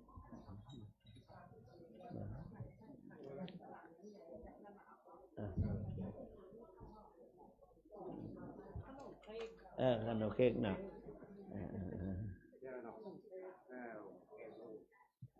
เอาข้าวหลามมือตุลุงมวนพอหน่อยมีให้หรอเพื่อตั้งใจเมื่อกี้ข้าวหลามเลยเจ้าเนี่ยท่านเจ้าคุณศรี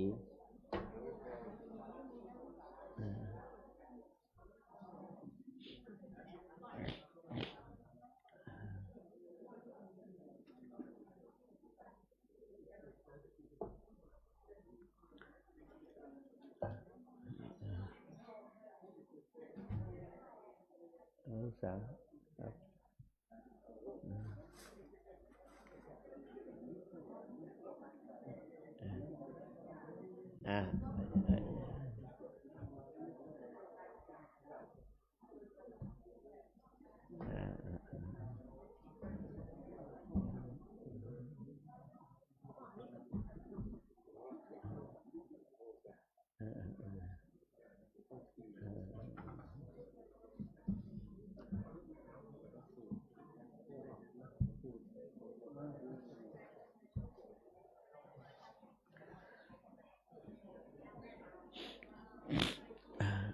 หมดแล้วเนาะ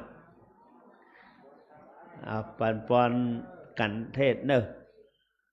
ยะถาวาลิวะหาปูราปริปุเรนติสาคลัง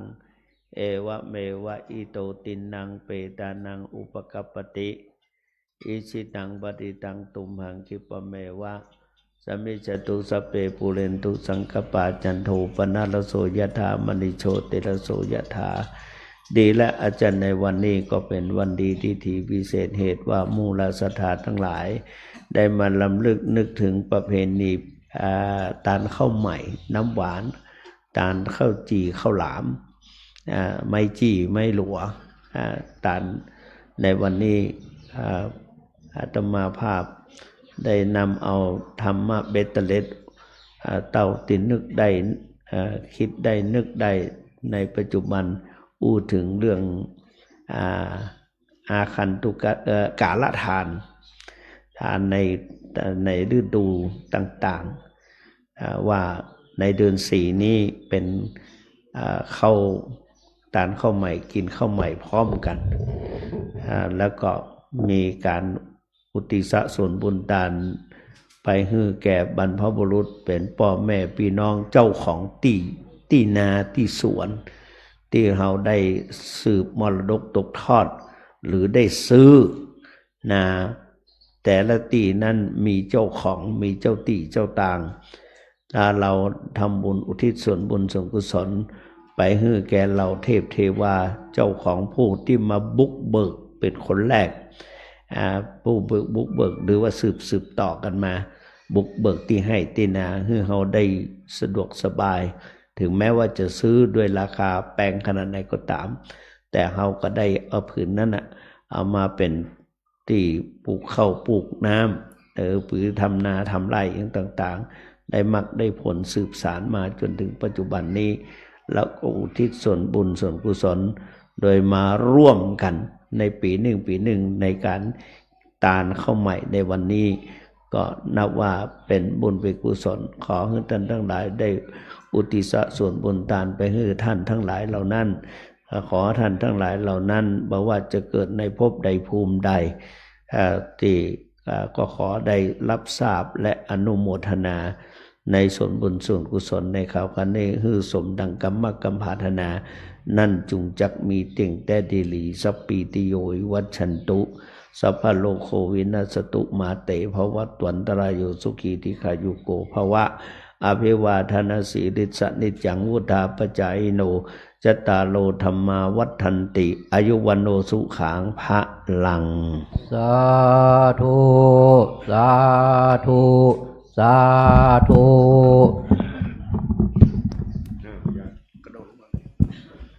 อาตมาขออนุญาตตุลุงเนอะขออนุญาตตุลุงนะอาตมาขอประชาสัมพันธ์แจ้งญาติโยมโดยว่าที่ปอยหลวงพุทธมณฑลเนี่ยอาตมามีความประสงค์อยากจะขอเชิญคณะศรัทธากันไปนักนะไปร่วมในการทำบุญในครั้งนี้ก็คือในนามของคณะศิษย์หลวงปู่ที่ได้ร่วมกันสร้างเป็นชิ้นแรกของพุทธมณฑลที่ขึ้นมาตอนนี้ก็คือเจดีย์พุทธคยาเจดีย์พุทธคยานี้ใจงบประมาณ20 ล้านบาทนะที่สร้างไปครั้งนี้นะขอช่วยกันไปร่วมกันในไปอนุโมทนาร่วมกันขอภัยมีจังฟ้อนมีกล้องอย่างกับช่วยกันไปแห่หน่อยวันนั้นนะขอกล้องนะศึกษาขอกล้องมูเซิงอะไรอย่างกล่องอย่างที่บ้านเฮามองเซิงนะแล้วก็เอาไปร่วมโดยนะขอให้ประชาสัมพันธ์บอกให้พ่อหลวงแม่หลวงในหมู่บ้านทุกหมู่บ้านช่วยกันทำเพราะว่างานอันนี้ก็เหมือนกับงานของพระเดชพระคุณหลวงปู่นะเพราะเราหมู่คณะในนามคณะลูกศิษย์หลวงปู่ได้ไปสร้างไว้เป็นอันนี้ไว้นะไว้เป็นที่ระลึกไว้คือกับหลวงปู่หลังจากหลังนี้แล้วเขาก็จะลงศาลาหอประชุมครั้งหนึ่งแห่งหลังหนึ่งที่เปิ้นขอเขามานะอันนี้ขอแจ้งให้ที่นี่ทราบโดยพร้อมเพียงกันว่าขอฮือปากันร่วมกันไปหลายๆคนไปนักไป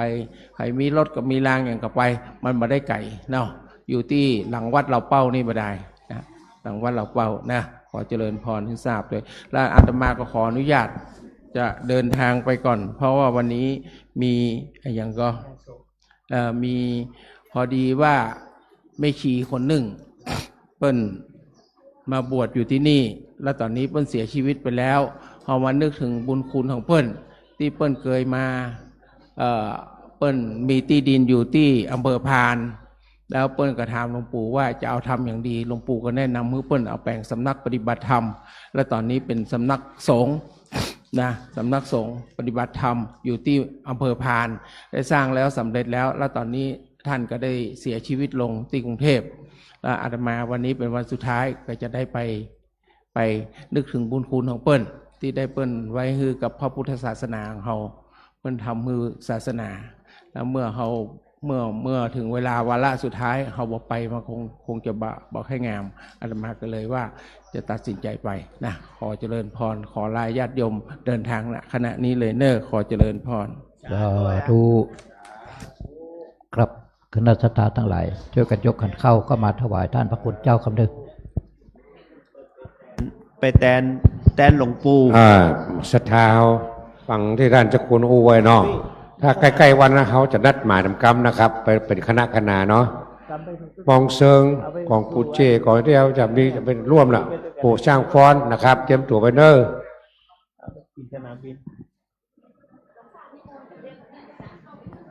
อันที่ซองแจกบัตรกี้นะครับเป็นซองปอยหลวงที่ท่านเจ้าคุณอู้ตะกี้นะครับไม่เป็นไอ้ที่หลวงปู่ที่เริ่มไว้เหมือนกันนะครับก็ได้เขาจะตาเข้าใหม่พร้อมกันนี่นะครับทำข้าวทัดทหารก็ได้เอาพ่อตามานั่งทางหน้านี่เนาะเขาอีมาพ่อตาโยงมาปัจจัยนี่เนอะที่ก็เขาตาเข้าใหม่นี่นะครับโลอัปโลกนะขึ้นมาเพ่โลขึ้นมาอันนี้นี่ปอยหลวงพี่สาวจะดูกันโอเคเอาพ่อสวมก็ได้หรอเดี๋ยวเขาอู้ได้ยุ่งแต่ว่าอู้เล่นเลยนะไม่ยุ่งเต้นเลยฮะพ่อสวมเอานี่เนอะโยงเนอะเป็นไหมไม่ต้องอู้เป็นธรรมดาเลยเนาะ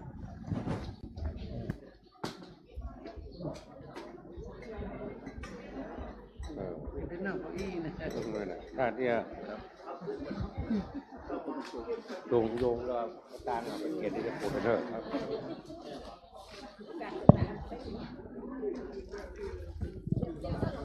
ดีจัง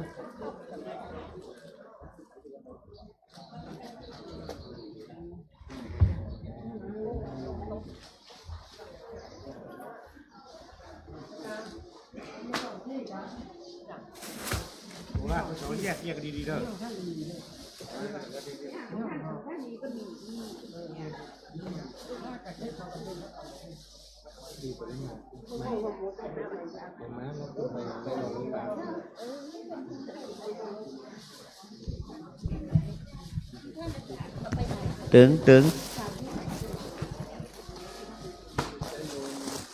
ตึงมานี่ก่อน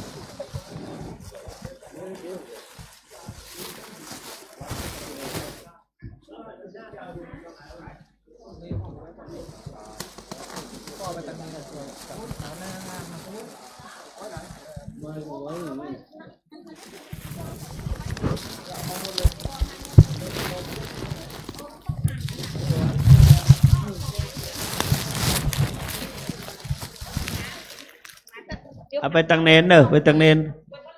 เอาเก็บไปเลยนะถวายตู้เจ้านะทั้งหลายหมู่ประจายเราขอแห้งหน่อยนะครับช่วยไปยกกระสอบข้าวสารมาทางหน้านี้หน่อยเหรออันนี้เป็นกระสอบเด้ออันนี้เป็นถุงน้อยๆมันจะยกมาก็ได้เอาเฉพาะกระสอบใหญ่นะครับยกมาทางหน้านี่เนาะตาถวายสงฆ์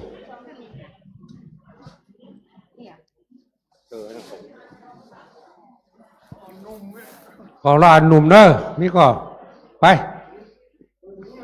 ทองปุ่นประยกข้าวสารเอาอันเป็นกระสอบปานถุงน้อยไปฮะนะครับเอากระสอบจากกระสอบปอถุงน้อยเอาไปฮะน่ะศรัทธาเพื่อใครเอามาถวายต่อหน้าพระสงฆ์นะครับ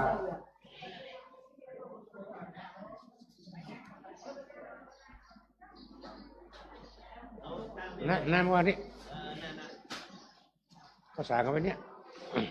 จังนี่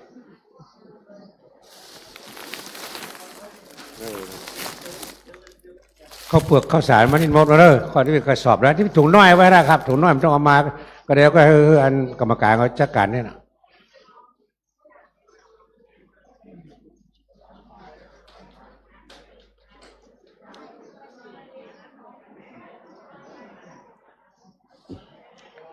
ที่วันนี้เขาเตียวแจกซองมี2 ซองเด้ออัน1 ซองผ้าป่าของโรงเรียนบ้านน้ำตกไปกลางนะครับอันนั้นวันที่19แล้วก็ซองตะกี้นี่มันจะผ้าป่าเป็นงานปอยหลวงที่ท่าจะกูตะกี้นะครับในวันที่15เด้อที่ปอยหลวงนี่ท่าจะกูมอบหมายเขาว่าคณะศรัทธาไปทุกคนเด้ออันนี้ตั้งเข้าอยู่เนี่ยตั้งแล้วเนี่ยตั้งนอนตั้งเอาเนาะพร้อมเนาะนะ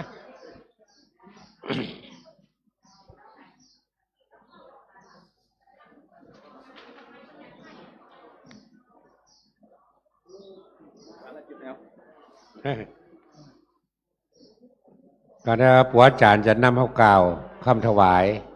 พระทหารและข้าวสารนะครับกับบริวารทั้งหมดเนอะพ่อสมพรหมกวีประธานผู้สูงอายุผู้จำลองจะเป็นคนโยงปัจจัยที่เรารวมกันถวายเข้าใหม่นะครับก็เป็นค่าน้ำค่าไฟของวัดประดังหน้าเนาะ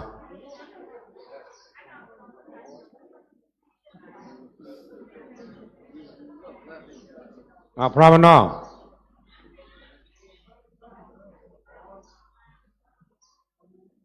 พร้อมแล้วนะครับอาจารย์จะนำหน้าบัดนี้เนอะครับว่านะโมพร้อมเดียวกันครับนะโมตัสสะ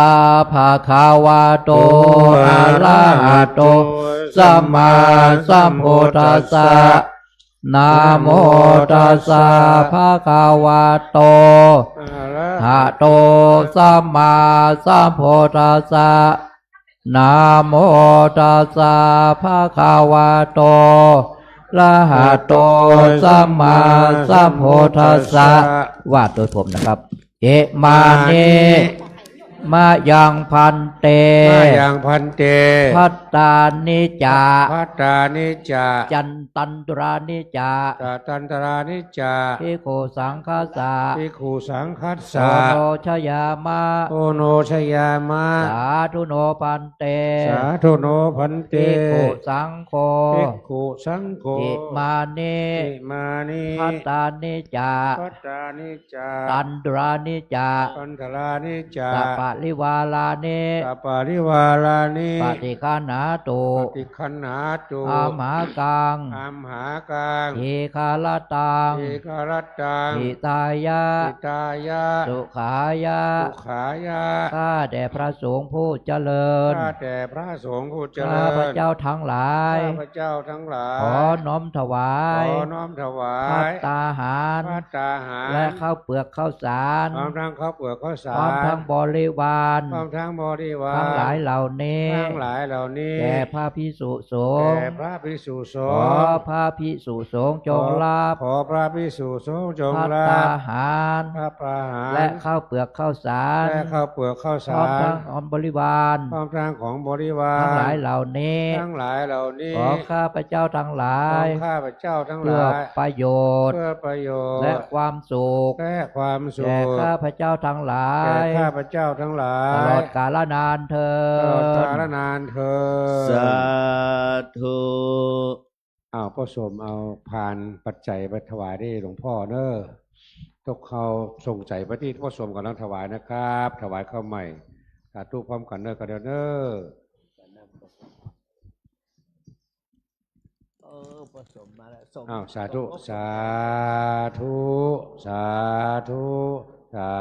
ธุนิมนต์ท่านพระมหาธวัชชัยผู้ช่วยเจ้าอาวาสได้อัปโลกยักเคพันเตสังโฆชานาตุขอพระสงฆ์ทั้งปวงโปรดจงฟังคำข้าพเจ้าบัดนี้ทายกทายิกาได้มีจิตศรัทธาน้อมนำมาซึ่งภัตตาหารถวายเป็นสังฆทานแก่พระภิกษุสงฆ์อันว่าสังฆทานนี้ย่อมมีอานิสงส์อันยิ่งใหญ่ สมเด็จพระพุทธองค์จะได้จำเพาะเจาะจงแก่ภิกษุรูปใดรูปหนึ่งก็หาไม่ได้ เพราะเป็นของได้แก่ทั่วสังฆมณฑลพระพุทธองค์ตรัสไว้ว่าให้แจกตามบรรดาที่มาถึงฉะนั้นข้าพเจ้าจะสมมุติตนเป็นผู้แจกของสงฆ์พระสงฆ์ทั้งปวงจะเห็นสมควรหรือว่าไม่เห็นสมควรถ้าเห็นสมควรแล้วถ้าไม่เห็นสมควรจงได้ทักท้วงขึ้นในท่ามกลางระหว่างสงฆ์ถ้าเห็นว่าเป็นการสมควรแล้วจงเป็นผู้นิ่งอยู่บัดนี้พระสงฆ์ทั้งปวงนิ่งอยู่ข้าพเจ้าจักรู้ได้ว่าเป็นการสมควรแล้วจักได้ทำการแจกของสงฆ์ต่อไปณการละบัดนี้นะโมตัสสะภะคะวะโตอะระหะโตสัมมาสัมพุทธัสสะนะโมตัสสะภะคะวะโตอะระหะโตสัมมาสัมพุทธัสสะนะโมตัสสะภะคะวะโตอะระหะโตสัมมาสัมพุทธัสสะอายังปัทมภาโคมหาเถระสะปาปุนาติส่วนที่หนึ่งย่อมถึงแก่พระเถระผู้ใหญ่ผู้อยู่เหนือข้าพเจ้าอวเสสาภาคาอัมหากังปาปุนันติส่วนที่เหลือจากพระผู้ใหญ่แล้วย่อมถึงแก่ข้าพเจ้าทั้งหลายคือพระอนุเถระลองลงมาถึงพระนวกะรูปสุดท้ายแล้วเหลือจากนั้นย่อมถึงแก่สัมมเณรแม่ชีโยคีอุบาสกอุบาสิกาญาติโยมคฤหัสถ์ทั้งหลายและสัตว์ทั้งหลายขอให้ท่านเหล่านั้นจงบริโภคตามความสุขตามความสบายเถิด สาธุ สังโฆรุจติสังโฆรุจติสังโฆรุจติ เอาตั้งใจตอนนี้สำคัญที่สุดอุทิศะให้พ่อแม่ปู่ย่าตายายของเราทั้งหลายเนอตลอดถึงเจ้าตี้เจ้าแดนที่ปกปักพิทักษ์รักษาให้นาป่าตาที่อยู่ที่กินของเราทั้งหลายยะถาวาริวะหา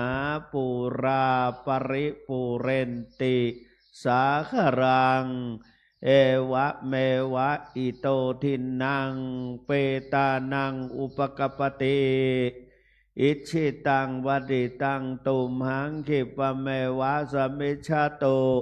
สัพเพปุเรนตุสังกปาจันโทปนรโสยะถามณิโชติระโสยะถา สัพพิติโย เว วิ วั วัช ช ชั ชั น น ตุ ตุ สั สั พ พ พะ พะ โล โล โค โคเวนัสตุมาเต ภวัตวันต ตะลายโยสุขิเทคายุโกภวสัพเพ ติโย เววัชชันตุสัพพะโลโคเวนัสตุมาเต ภวัต วันตรายโยสุขิเทคายุโกภวสัพเพ ติโยวิวัชชัน ตุสัพพะโลโคเวนัสตุมาเตภวัตวันต ตราย โยสุขิเทคายุโกภวะอภิวา ทนาสิ เลสเนจังวุฒาปัจจายโนจัตตารโอธรรมา วัฏันติอา ยุ ยุ วันโนสุขังภาลังกาเลทาทานเตสะปัญญาวะทานโยเวตมัช ชรัง กาเลนะทินนางอริยสุสุโพเตสุตาเทสเวปัสสัน นมนา ตาสะเวปุลาโหติเย กินาโอ โอนาแต่เปปุญญาสาภาเคโนตัสมาทาเทปฏิวานาเจโตยาถาเทนังมหาพลังปุญญาเนปัลโลก กัสมิง ปฏิทาโหนติปานินานเตอายุวัฏโกธนวัฏ ทะโกสิริวัฏ โก ยะสวัฏฐโกภะละวัฏฐโกวันนาวัฏฐโกสุขวัฏฐโกโห ตุสัพพทา ทุกขโลกพยาเวลาโสกาสัตตุจุปัฏฐวา เนกา อันตรายาเปเวนัสสันตุจเตชะสาสยเสติทานังลาภัง โสทิปะขยัง สุขังพลังสิริอายุจวันโนจะโพคังวุเทจยสวัง สัตวา สัจจะอายุจะเชวสิทธิภวันตุแต่ภวตุสัพพมัง พลังรัก ขันตุสัพพเทวตาสัพพพุทธานุภาเวนัสสทา โสทิภว วันตุแต่ภวตุสัพพมังคลังลาขันตุสัพพเทวตาสัพพ พธรรม มานุภาเวนัสสทาโสทิภวันตุแต่ภวตุสัพ พมังพลัง ลาขันตุสัพพเทวตาสัพพ สังฆ ขันโนภาเวนัสสทาโสทิภาวันตุเต โลมาเสสาธุสาธุสาธุครับวันนี้ก็เป็นวันประเพณีเดือนสี่เพ็งฉะนั้นขอเชิญคณะสัตยาทั้งหลายทุกคนทุกท่านนั่งสมาธิเจริญภาวนาแผ่เมตตากุศลผลบุญทานเมื่อมันครบบุญกิริยาวัตถุสามประการทานเขาก็ได้กล่าวคำถวายทานไปแล้วศีลศรัทธาทั้งหลายก็ได้รับไปแล้วยังอยู่เหลือแต่ภาวนาครับต่อไปก็ขอเชิญทุกท่านนั่งภาวนาครับ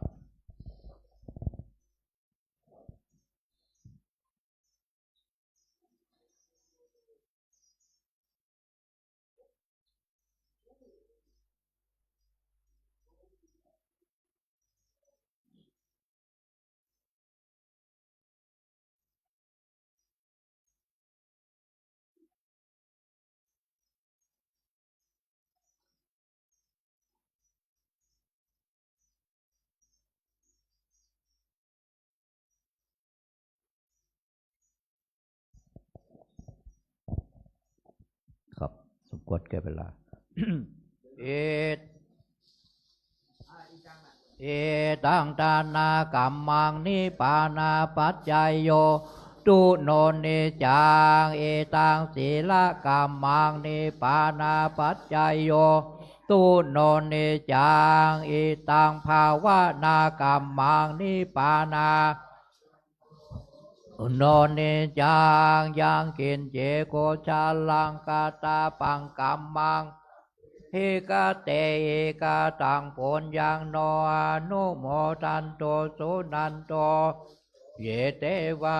สามิงทานเนอเทกาตาสดาโอนโตสาปัสสตานังสุเขอาตานังปาลิหาลันตุมาตาปิตา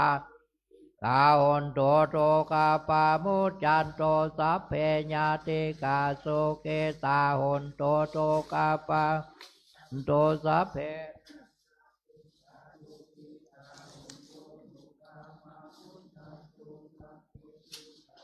เฮญากาสาเพเปตาโสเกตาโอนโตโตกาปามุจันโตสัพเพนาคาตาหนโตโตกาปามุจันโตสัพเพเทวาสุเกตาหนโตโตกามุจันโตสัพเพจาริโยปัจจายาหนโตโตกาปามุจันโตสัพพะสัมปัตเตนังมิชันตุโว บันตาเมพุทธาสัพพะเมโตสังฆามัตถาเมวันตามิธรรมังสัพพะเมโตสังฆามัตถาเมปันเตวันตามิสังฆังสัพพังเมโตสังฆามัตถาเมปันเตวันตามิโอโลปัจจาจาริเยสัพพังเมโตสังฆามัตถาเมวันเตวันตาเมกัมมัฏฐานาสัพพะเมโตสังฆามัตถาเมวันตาเมอาลาเมมาทาสีมายังเมโตสังฆามัตถาเมวันเตวันตาเมเจติยังสัพพังสัพพะจานิสัพพะจิติตาสริราตาตุมะโพธิมพุทธาโลปัสสะกาลังสัตตานาธาโลเกเทวาโลเกพระมโลเกจัมโพธิเปลังกาธิเปสัทธาตุโยเกสาธาตุโยอรหันตาธาตุโยเจติยังทิงจตุลาเสเทสาเสธรรมขันเทสะเปสังปาทาเจยังหังวันตามิสัพพะโส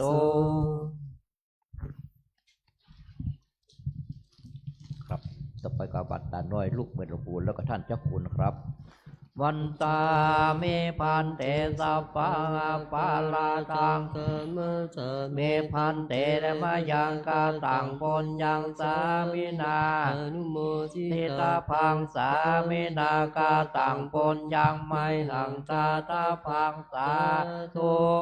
สาธุอนุโมทามิ จัตตาโลธรรมาวัฏันติอายุวันโนสุขังพระลังสาธุสาธุสาธุเก้ากำลาเดี๋ยวพี่เขาจะไปฟังไปเอาเถอะอันทดานิมายังพันเตคัจฉามาพาหุกิจามายังพาหุการณิยายสถานิตุมเหกาลังมัญญาธาสาธุพันเตสาธุพันเตสาธุพันเตปอนกำเนิดสัพพิติโยวิวัตตันตุสัพพโลโกวินัสตุมาเตภวัตวันตรายโยสุขีติกายโกภวะวิวัตนาสิเลตานุจาวุธาปจายโนจตาโลธรรมาวัฏันติ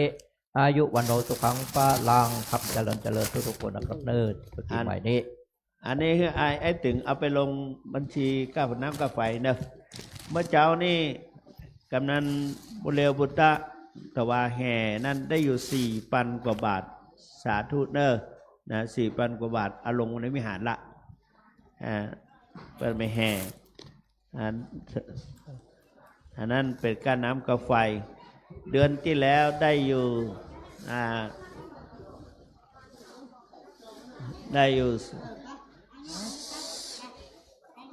กี่ตะไดนะลืมไปละเปิดกระลับอันนี้ให้อุบาสกราชการนี่พ่อยกไหวไหมเนี่ยฮะนี่อันนี้ไม่ให้เนี่ยเอาไปอันนี้คือคนนอนวัดอันนี้นี่มาช่วยกันหามนี่ไปเนี่ย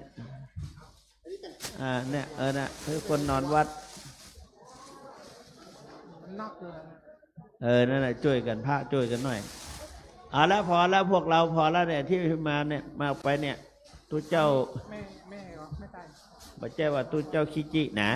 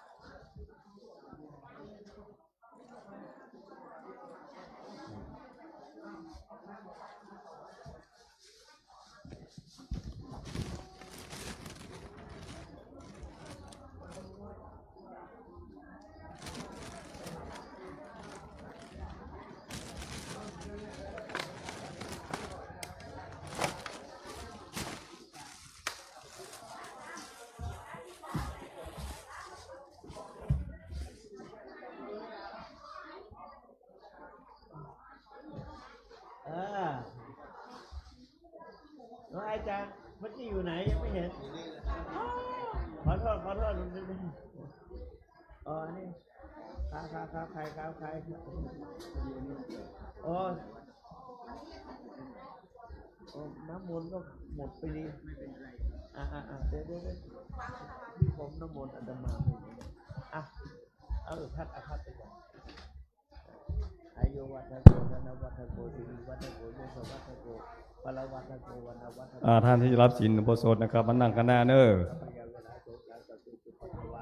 อเนกาอันตรายาภูเรนัสันตุจเตสะสะยติจิตานาลาภโสติปัจยาสุขังพลังจิเดียโยจวันโนจาระคามุติจิตาสตวสาจายุติปฏิภาปันตุเต